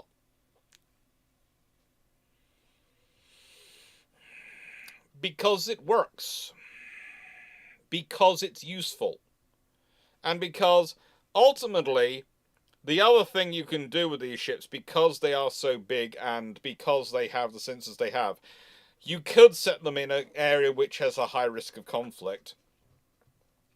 And they could turn their radar on full blast. And basically show everyone that they are watching you. Yes, we're watching you. You know we're watching you. And you know how much firepower we have. So anyone who does anything stupid, we're going to cause you trouble. And if you've got nothing short of a carrier battle group or your entire air force available to come and take me out, you'd better start behaving.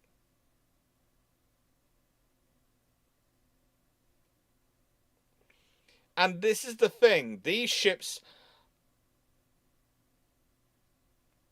are...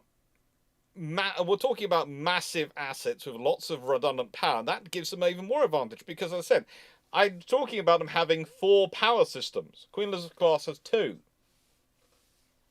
If you have 4 power systems and you need maybe 1 of those to actually run the ship, that means you've got 3 to supply your jammer, your radar, and any fighting you want to do.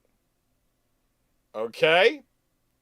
So, to the he-fish in Twitch, just imagine how much jamming power you can run off half the power generation of a Queen Elizabeth class aircraft carrier.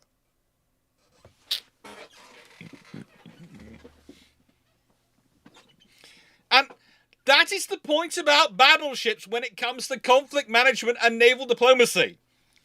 They're not necessarily... They are there. Yes, they're a bit of a threat, but they're also a case of, look at me, look at how big I am, look at what I can do. Let's all have a conversation rather than do this. Because the moment we start doing this, you know it isn't going to be pretty. And hey, if you win against me, I will have taken a big chunk out of you. And then my friends are going to turn up.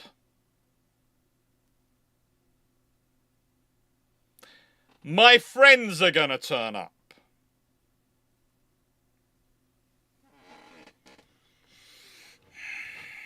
Yeah, I had to say that people, Falco, it's MRPR6. Nice to see Perun style PPTX. Yeah. Look, the thing about Perun, and if you're talking about the Polish destroyer in World War II, I love her.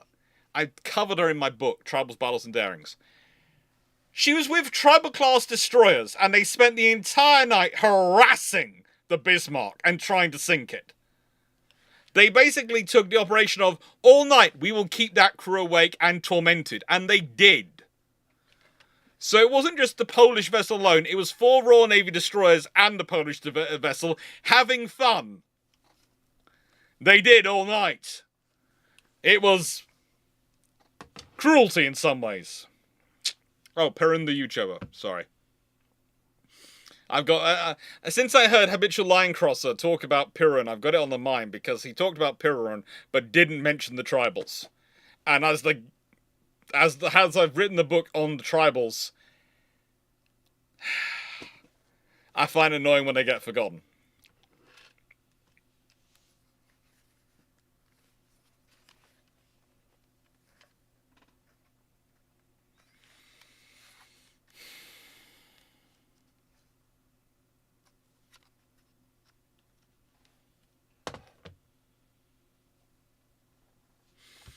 So, night time.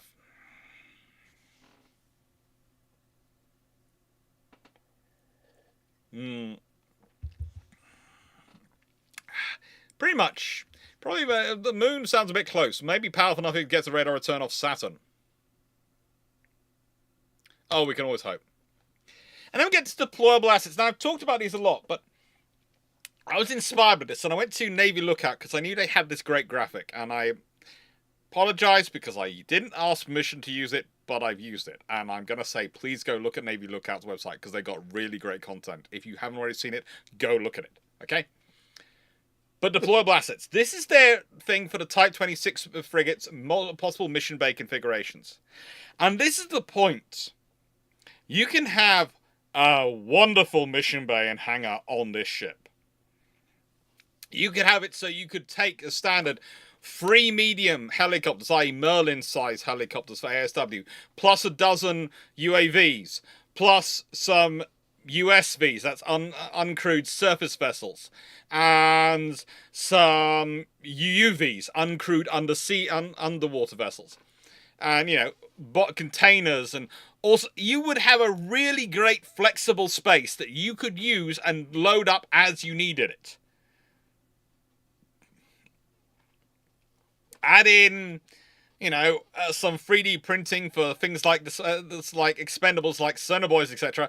And you have a very scary asset, because if it's turning up and you're going, right, oh yeah, battleships arrived. What does that got with it? Well, it's self-escorting. What do you mean by self-escorting? Well, it has 4 medium-lift helicopters with it, or 3 medium-lift helicopters going out, doing ASW and other duties. But they're backed up by 12 drones, which are rotary drones, which are wandering around, can drop torpedoes or sonobuoys, depending on what they need to, or dipping sonar. Then there's like 6 in the water, uncrewed surface vessels escorting it at all times, doing with their towed arrays, and doing sprint and drifts and all those things.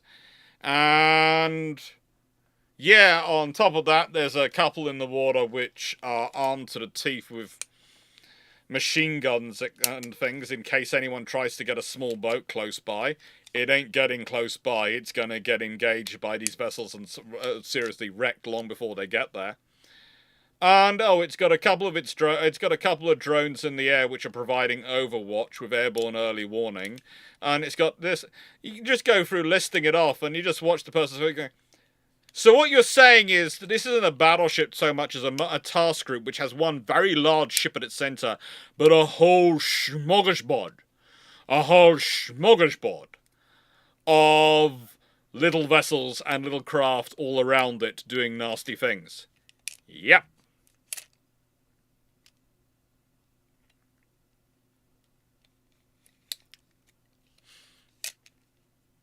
Yeah, I never understand why people complain that the sinking of Bismarck's not a fair fight. Who fights fair in war? As I was going, if you find yourself having a fair fight, something's gone horrendously wrong. You haven't planned well, neither has your opponent. You should either be fighting an unfair fight because your opponent's planned it well, or an unfair fight because you've planned it well. At no point should you be fighting a fair fight. That's a good way to get people killed. Your own. And also you could have some ECM drones. The options are up to you. How many drones you can sustain in the air, how much space you have attached to it. Getting dangerous. The thing is, no fixed wing assets were included. No fixed wing assets. It's entirely rotary. But let's be honest, your stern could be a massive flight deck for landing things and taking off things. So you could support a lot of helicopters.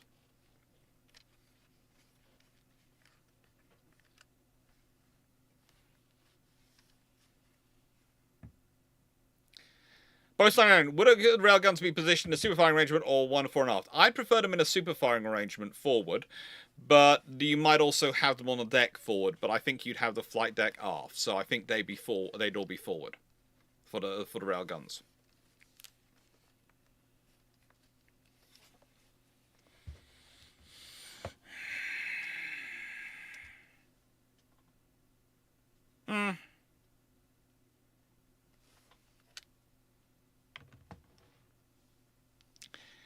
Now, the thing is, if you have this as a capability, it's a very strong capability.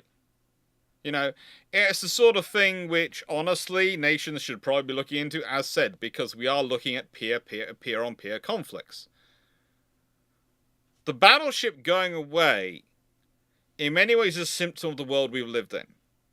And the scenarios people have chosen. A more complicated world. No guarantee that massive, overwhelming firepower is going to come in on your side. then suddenly the idea of the battleship starts to make a lot more sense. Because the battleships used to be an ultimate security. A thing which was an asset which you had to have. You had to have something to take it out.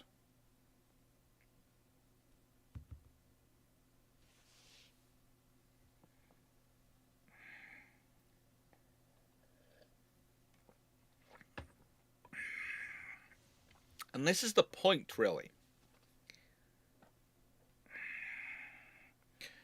We have had a beautiful period of time, realistically. Cold War, for all its brutalness, for all its terrible things going on around the world, and there were terrible things going around the world in the name of the Cold War,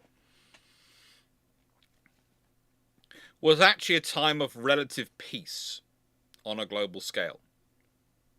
Relative peace. Because everyone's so afraid of what would happen if the big powers started fighting, no one wanted it to start up. And then we had a unipolar world for the first time in humanity's history. The end of history. Everyone thought everything was going to be peaceful. We can all disarm because this power is so powerful, no one will ever challenge their words, so whatever they say goes. The only trouble is that means they have to get involved in everything. They have to get involved in everything. And that was one of the old things, because people used to talk about how America inherited the job of world policeman for Britain, and they did. But the thing is, Britain was world police in a world where there were multiple other junior coppers on the beat. Britain was sort of the sergeant of the world police force. Okay. Each of the other police might belong to a different constabulary. But if there's an issue, the sergeant can usually get people on side or can make the point. That was the issue. That was the point. America became the only constable on duty. And that's a bad place to be. As any policeman will tell you, only one policeman on duty means, yes, you have the power of God, practically, invested in you as far as the laws of the land are concerned. But that ain't a good place to be, because that means you've got no support and everything's on you. You have to be everywhere, you have to be in everything, you have to be doing it.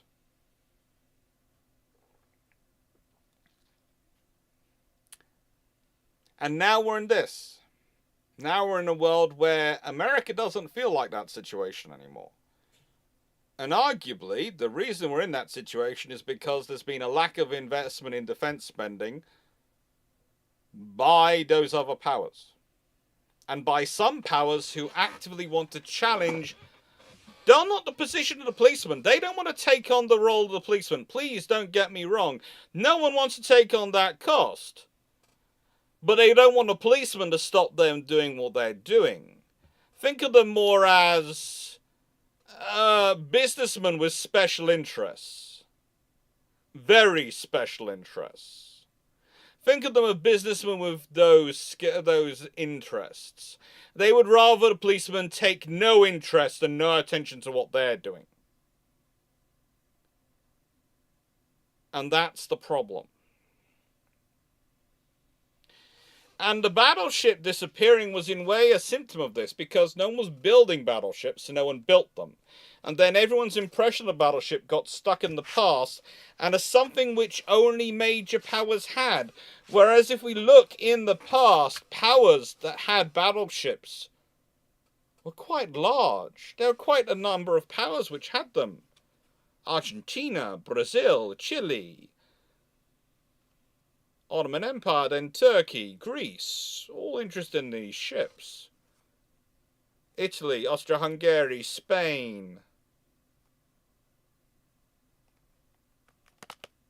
France, Russia, Britain, America, all sorts of powers, Australia, all sorts of powers had these ships. Because ultimately they were kind of useful. They were useful as training ships. They were useful as massive assets. For operations, for status. And they were useful for being able to make a point.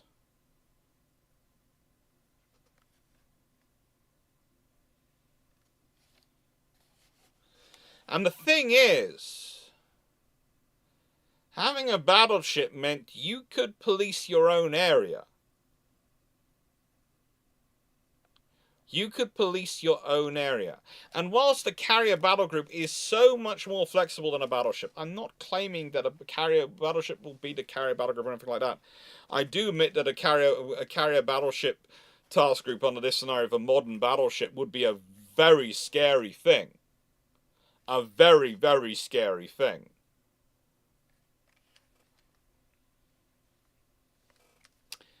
But that's the point. It's not saying that the battleship needs to come back, and whilst, you know, I would love to talk about the battleship coming back, what I'm talking about now is we need to start sensibly investing in our escorts, in our fleet as a whole.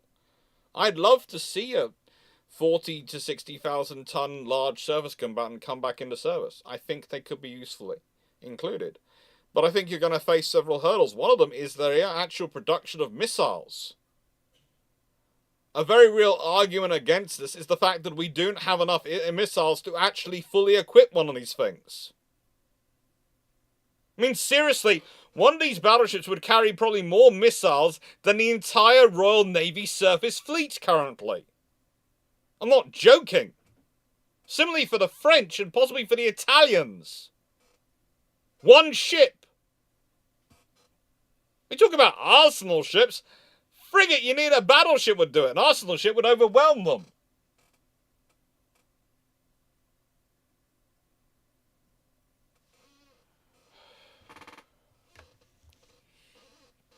And so, yes, what I'm talking about is a large, balanced asset with a good mix of uncrewed deployable assets and crewed deployable assets to assist it in its operations, which has a measure of firepower, both in terms of large guns and a large number of missiles that can overwhelm a goodly proportion of anything that comes up against it, and allows it to fight anything that it sees, but which also has a level of armoring, which means that anything that does manage to break through, anything that manages to get through its layers of missiles, guns, missiles, more guns,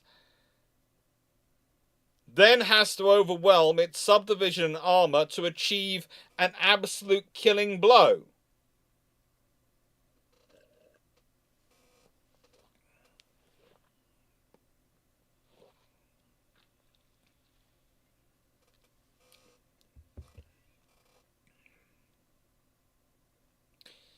And if they did deliver a killing blow, especially if the full abilities of automation and of redundant systems that you can include in a vessel this size were actually utilized,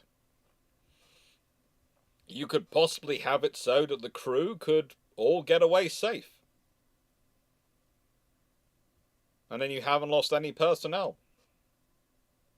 And then things become really scary. Really scary, because suddenly, if you have a vessel which is designed like that, then what's your best ship for your picket vessel, for your carrier battle group to go up ahead?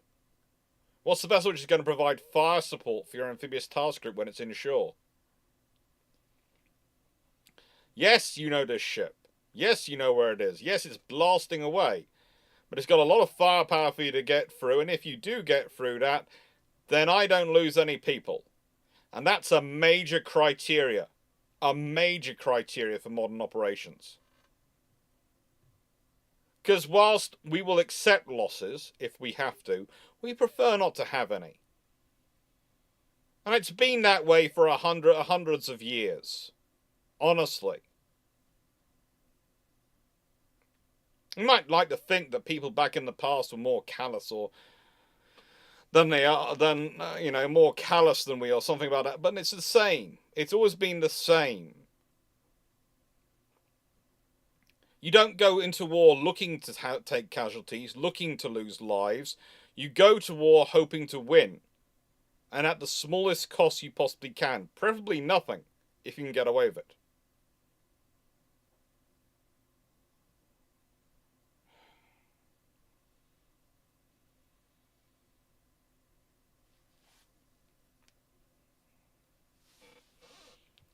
Mark Harkness, the lie of the peace event. It's not that peacekeeping is cheap, it's that war is really expensive. Yes. This is the thing. These ships would cost a lot. So does building a proper fleet cost a lot. So does maintaining proper armed forces cost a lot. And I hate it when people start talking in percentages because it gets away from what is actually adequate funding. It becomes about, are you spending 2.5%? Not, are you spending enough? We're all spending 2.5% because that's what we all need to spend. Is it what you need to spend, though? You might need to spend 3% to cover you, and you might need to only spend 2% to cover your needs. And, actually think, how much do you need to spend to cover your interests? You might need to spend 5%. Then spend 5%. But stop thinking in terms of percentages. Spend as much as you need to spend for the defense you need for your interests. And it's a lot cheaper. It is a lot cheaper. It is arguable that World War I, World War II were both failures in conflict management. They are both failures in deterrence. And both of them can be put down to procurement strategies. For the British, the procurement strategy which eventually knocked the Germans out of the naval race was applied too late. It comes in with the Queen Elizabeth class. They could have implemented it with the dreadnoughts. They could have implemented it a lot earlier. They didn't. They're going for a maximal technological solution and numbers at the same time instead of going for an aggregated technological solution because they're worried about a qualitative race with the Americans and the Japanese. No. If you knock the Germans out earlier on, you end up with a qualitative race, and then you can work on that. World War II, again.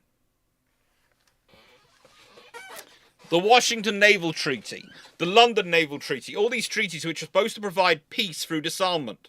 What do? They made it look like the powers that the Axis powers had a chance to win when they were looking at the figures. They thought they had a chance. The Japanese convinced themselves they had no other choice, that they might have a chance of winning, but they definitely were going to lose if they didn't do anything. But the thing is, without the treaties, there would probably have been carried on a qualitative naval race. In which case, the Japanese would have built some ships and might have felt a bit more confident, so might not have felt us backed into the corner, but possibly would have looked across the sea at what the Americans and the British were building at that point and gone, oh, frigate, we're never going to win this. There is no chance. So we better find another path. Same the Italians. Mussolini is a predator. He likes to prey on the weak. He's a vulture. He really doesn't have a grand plan. If you want to see that, look at the first 20 years of his reign. He really doesn't have a grand plan. I'm not sure if he even has a brain cell to have a grand plan with. Fat Boy Fun Boy, the less improved World War II edition, is definitely not great.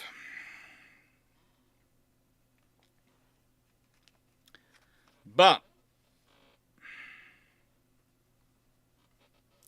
yeah, deterrence works and conflict management works, but a basic rule of conflict management and deterrence is you cannot fight wars with systems you don't have. You cannot deter wars with systems you don't have. Paper doesn't deter war. Physical things in front of people deter conflict. Vultures aren't predators, they're scavengers. Yeah, I know, it kind of mixed up that one there.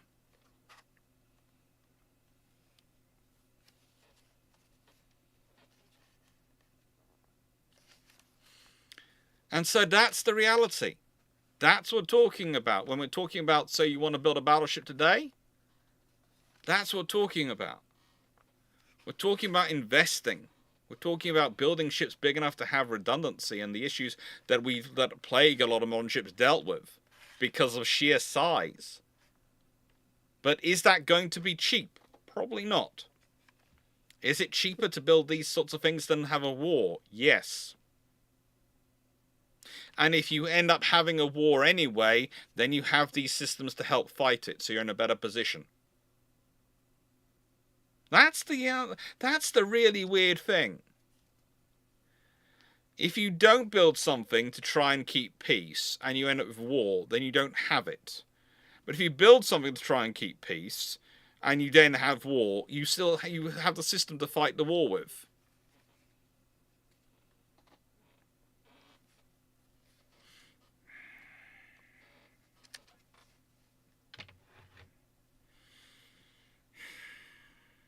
Now,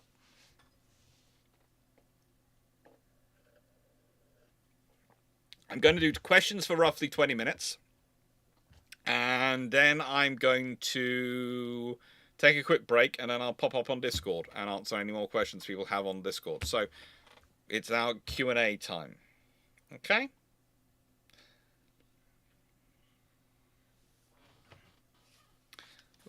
Much well done. CV Passum Parabellum. Peace, prepare for war. Yeah, it's a good motto. It is a good motto.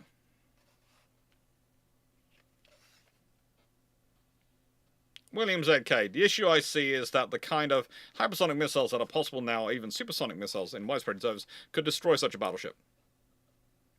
I answered that earlier in the armor section. I'm sorry if you missed that video, part of the video, but there I did answer and go through that, etc., and how it would work, and how the subdivision and these things could work. But also, again, I think you've missed the whole point about all the missiles and other systems you'd have on the ship. So, yeah, those missiles might, but how many are you going to have to deploy to sink the ship?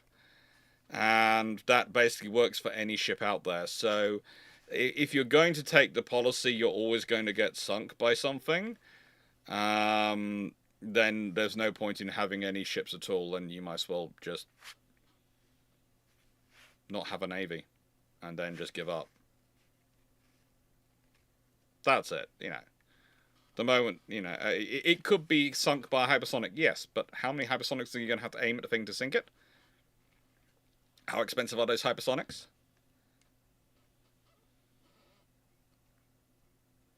And it's deterrence value in peacetime.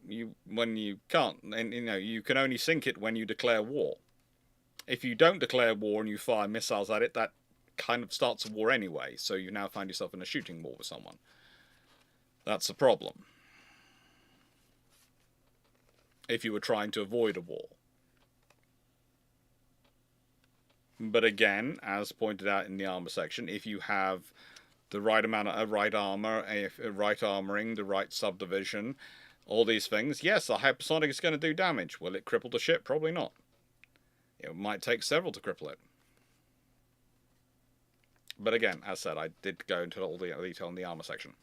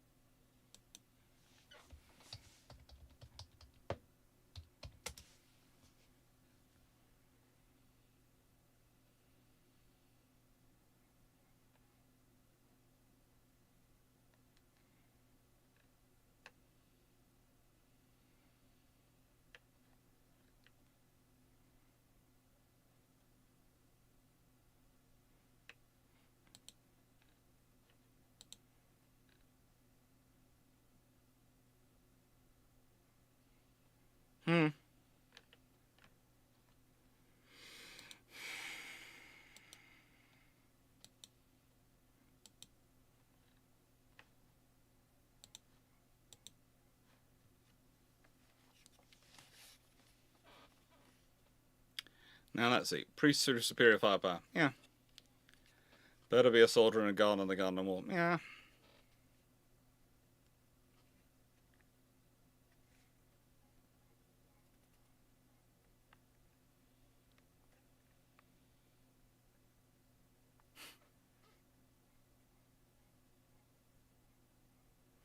Josh H., I was having a bit of a thought. A crow's nest equivalent equipped helicopter would be incredibly useful on a ship like this, right?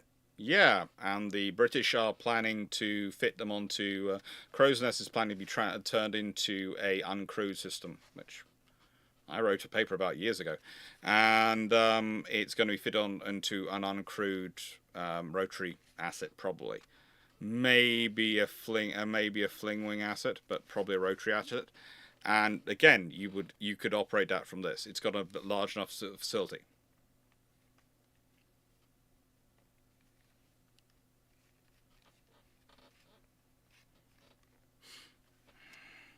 And the thing about hypersonics is that people talk about them a lot, but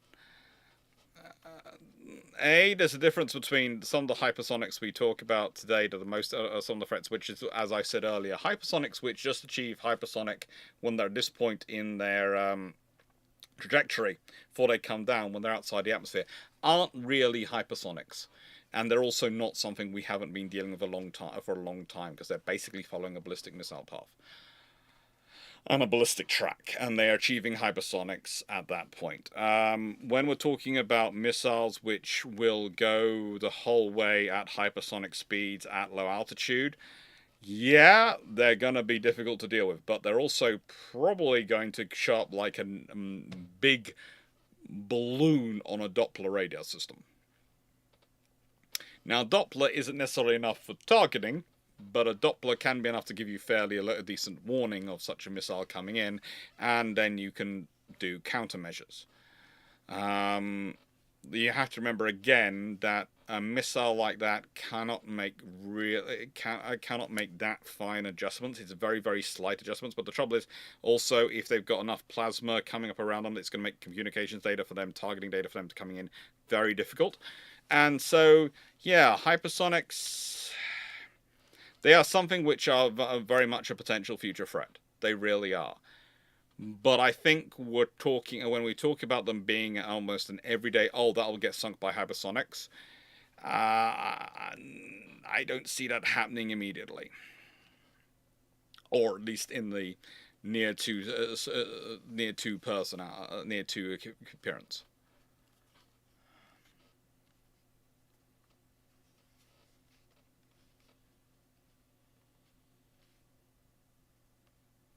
Take care, Wayne.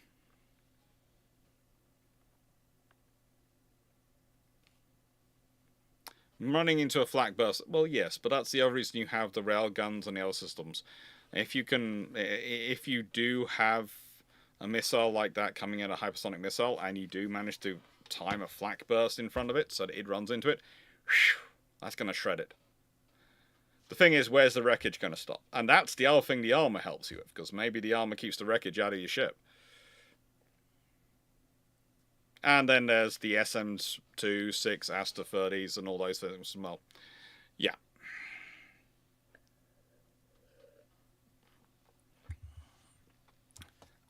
Dirt Squad, are hypersonics a bit like AI in the business world at the moment? Then that they're a buzzword that people in management love to throw around and without really understanding.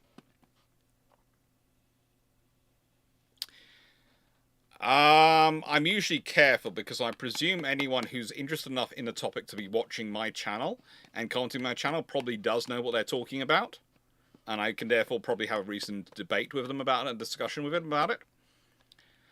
But I would also say that in many of the newspaper articles we read, it is pretty much that. So I would say I have to be I have to be careful, because also there can be people who have just got that information from a newspaper article, and I have to then explain, well, no, it's kind of like the newspaper article about the Prince of Wales alone being destroyed by the Houthis. It just doesn't add up once you include the carrier battle, the full task group with it, and all the other systems. It just doesn't work. Runon, would VLS on a railgun battleship be primary for strike or air defense? Probably a mixture. You're probably carrying 400 plus VLS cells. You can afford to have a mixture going on. If you're carrying 600 VLS cells, I would hope you have a mixture going on. Because let's be honest, let's say you have 100 quad-packed with cam. You then would have 400 cam for close-in defense, for, the short-range defense. And then you might, let's say, have, again, I'm using the British version, but you might, American version BSMs,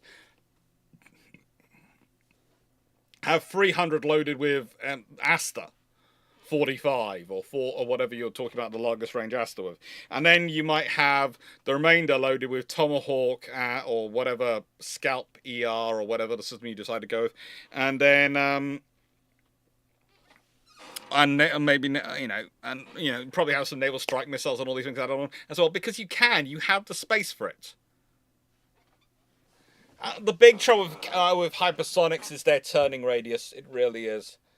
It's their turning issues. It's they can, if they are a true hypersonic, which there is a debate about whether we actually have any true hypersonics in service at the moment. There is a debate. There is a discussion there, because to me, if it was truly a hypersonic, it would be hypersonic throughout its flight, not just for a portion of its flight. But it's enough of a grey area that I'm not going to get into that whole debate, and that's more of a debate I have down a pub with friends. The thing is, the thing is, a hypersonic, if it's going at hypersonic velocities, it can't maneuver that well. And one of the reasons why some of the missile systems do slow down and are actually is they're using the hypersonic to get into the target zone, and then they're slowing down to an engagement speed. And that means they're not at a hypersonic speed, which means they can maneuver more and they can do more pop-up maneuvers and things like that, which are designed to try and confuse systems. But again, these ships are designed to be basically a mobile task group. A ship which is a task group in and of itself.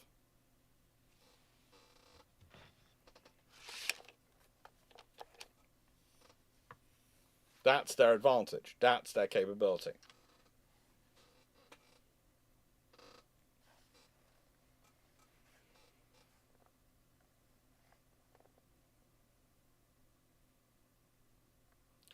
I guess I meant more in the business. There are people who go, oh, AI will fix that, and other people in the defense who go, AI will fix that. No, defense equivalent is, oh, hypersonics will kill that. Hypersonics will kill that. And you go, okay, fine. Alright. Yeah, you couldn't get taken out by a hypersonic missile. Are you going to get taken out by just one hypersonic missile being fired? Probably not. If you sit there, if you're believing, again, these ships would be the equivalent of a whole battle group in terms of surface ships, in terms of their firepower turning up. That's a lot of firepower, but that's not going to be something you want to be dealing with, and a single hypersonic is not going to break that. So you're going to have to be talking about launching a whole set of hypersonics, in which case you have to go, is it worthwhile me launching this many hypersonics, which I might not have that many of? Because look at the production runs of hypersonic missiles, even the missiles, whether they're true hypersonics or the ones which are part of hypersonic and en route, as said. Look at their production runs, look at how many missiles are available. Do you want to be deploying them at a single ship? Think about that. Would you prefer to deploy them at a carrier battle group and hopefully maybe have multiple targets in there, they might hit something, or deploy them all at a single ship? Because the most you can kill in that scenario is one ship. And you used how many missiles?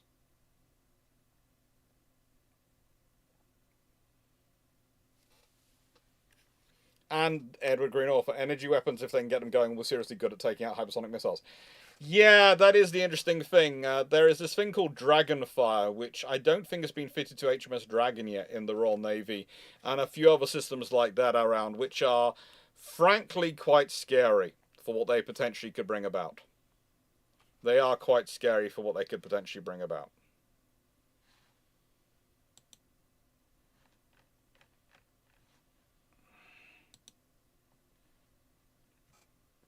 Especially if they start to scale them up.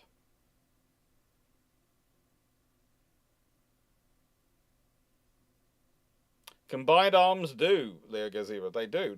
Drone swarms, the thing is, you're going to probably have drone swarms combined with missile swarms and subsonic and hypersonic missiles in that swarm, all targeted on a single threat, and you're going to have to manage them all. But the thing is, again, how much force are you having to detail to kill a single ship? Think about that. Think about how much of your force are you having to send to deal with a single ship.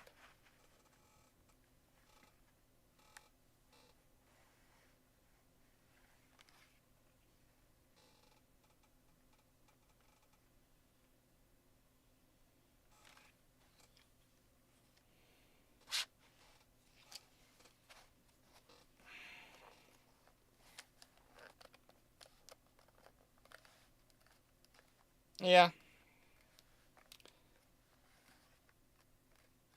Well, the thing is, as we talked about before on this channel, it's not really aircraft which make battleships obsolete. It's missiles, but we'll leave it missiles, and it's, as I talked about earlier, it's the scenario of the Cold War which make battleships obsolete.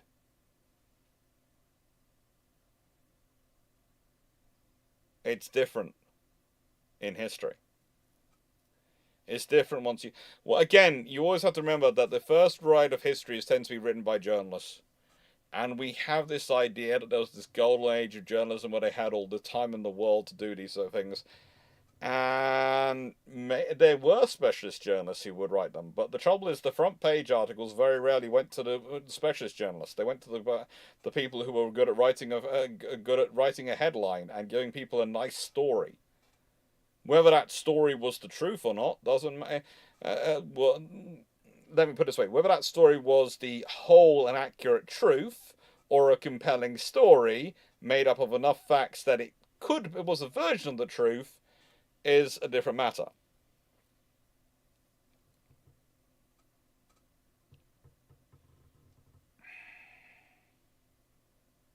Well, yeah, I think, again, with the sheer amount of power you're talking about, even if they're not nuclear, even if they have the gas turbine set up, they would probably have enough power to keep up with a aircraft carrier going full tilt, and would be riding shotgun, and it would be a case of, so you want to engage my carrier, buddy?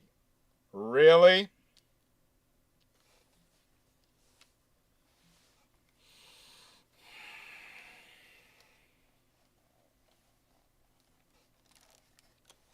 Smart torpedoes such as Spearfish.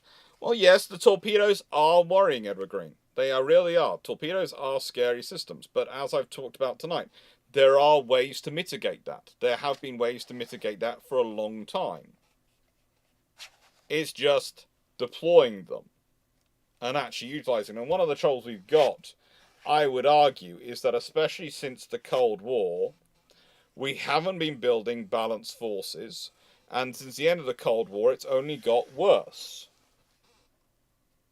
It's only got worse.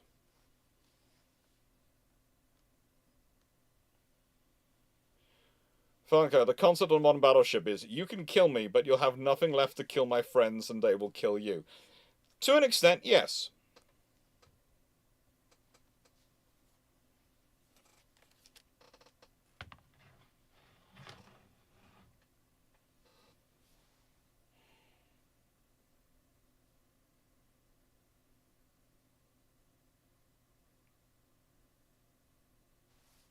I haven't seen your questions, Stafford. If I had, I'd have probably responded to them. Oh, spotted one. What about a Western version of the Iranian drones for an emails launcher drone aboard the battleships, kept in a box magazine just for the hangar for easy maintenance reload? Honestly, why would you... The thing is, there are options for that, but it's not really necessary. You see, for the Iranians, they're in a one-stop shop scenario with their vessel, as I've talked about before. What does that add to this asset? What does it... And also, with the space you've got aft on the flight deck and the flight operations space, it's probably easier to have it there. You might even have it mounted so that they fire out from the hull. Or they might fire out of the superstructure above the hangars. There are options for it. But you don't need to have it necessarily mounted forward if you want to have an emails launching system for drones. If you want to have some fixed-wing drones that can do that, you can do that. Sonny and Michelle's 21101 super capital ship doesn't look so bad. No, it doesn't.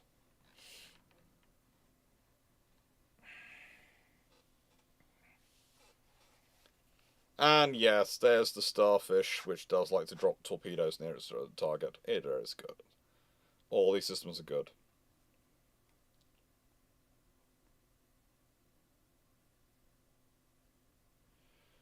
Evergreen offer. What can I talk about?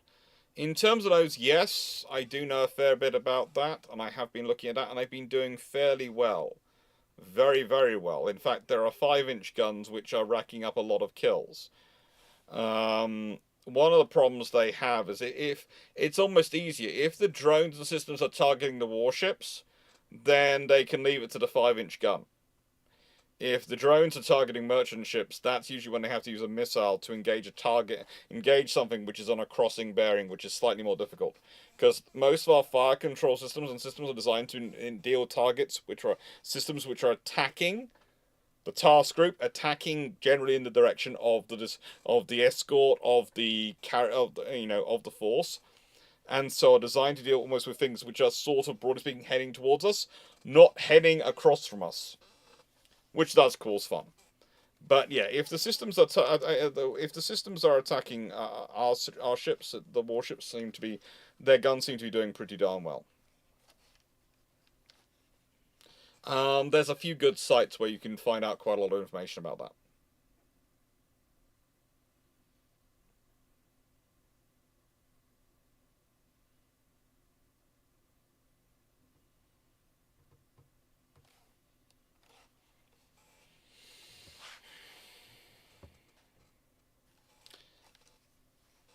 Lions, did you see my question asking about whether these would have a marine complement aboard, and if so, how much? Probably would have a Royal Marine complement in the UK, maybe in the US, and how many? It's going to depend on what you need them to do. If you've got them on going on a major diplomacy drive, well, then they might well want to have not just the. They might want to have a band as well as various, some ceremonial personnel as well as guard personnel. If they're going on operations, they might even have special forces personnel. They might even carry landing craft. If they've got a large enough mission bay, they might carry some landing craft or sort of things to insert special forces because they could do it. Agreed. That makes sense. Far easier to target something heading straight forward. Yeah, and that's the other advantage. When people use the whole argument of hypersonics attacking fixed land targets versus hypersonics engaging ships, and they go, look, we can attack this land target so easily as a missile, and you go, A, was there an air defense system in that area to engage? B, was it heading towards the air defense system? If it was, and C, here's the other thing, was the air defense system or the target was doing moving? If it wasn't doing all those, if those three things aren't the case, then it's a very different scenario. It still doesn't wipe it out as the data point, but it does make it not a one-for-one transference of capability. Best battleship for Albonia. Oh, give them the Spanish ships. Give them the Spanish ships.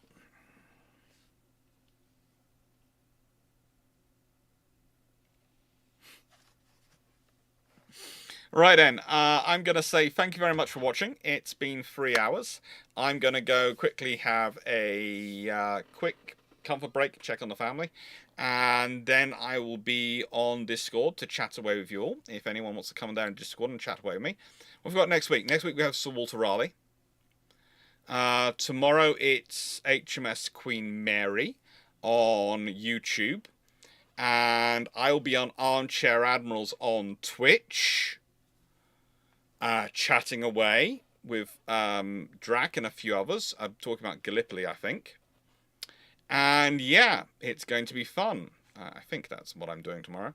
And yes, and there should be Fleet of Oceans and a few of us there. And it should be fun.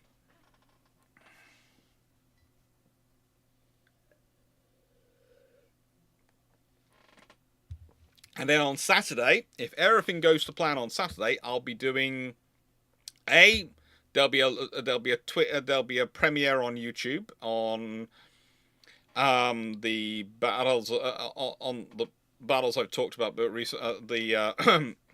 I'm still deciding on the title for it, and I might re-record it again tomorrow.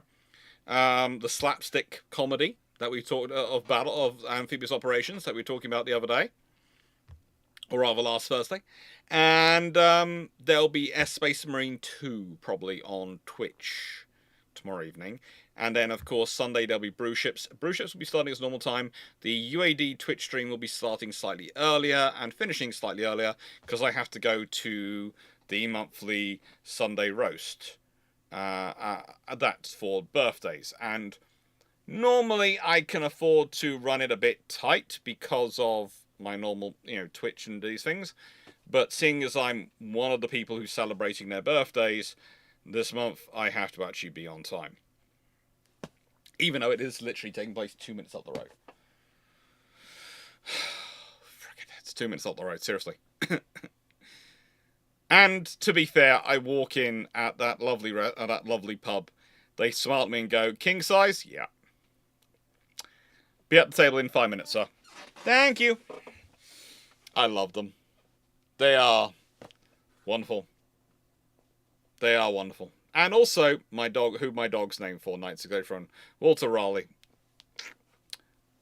Is it any wonder my poodle goes after food? Named for a man who travelled the world to find potatoes. Take care, everyone. Thank you for watching. Hope you enjoyed. Thank you, everyone who's been here, and hope to see you on Sunday, if not before. Have fun.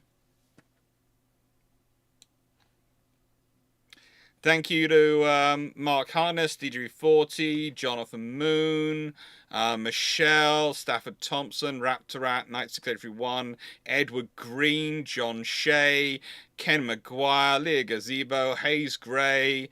Thank you, William. Thank you, Lions. Thank you, Flamenco. Thank you, Jack Ray, especially for all the memberships as well. Thank you, Jack Ray, for that. Those memberships and super chats and super thanks really do matter. And as does the Patreon. It really does keep everything going. With all the inflation and everything, it's thanks to your support I'm able to keep doing all this channel stuff. Thanks, Josh H. Thank you, Steve Clarke, Leslie, Christopher, Wayne. Thank you, everyone who's been here. KVG. Thank you, Runon. Thank you, all of you, for showing up. Hope you enjoyed. Hope you found it interesting. Just thank you and take care. And DeBrock as well. Thank you. Toodles.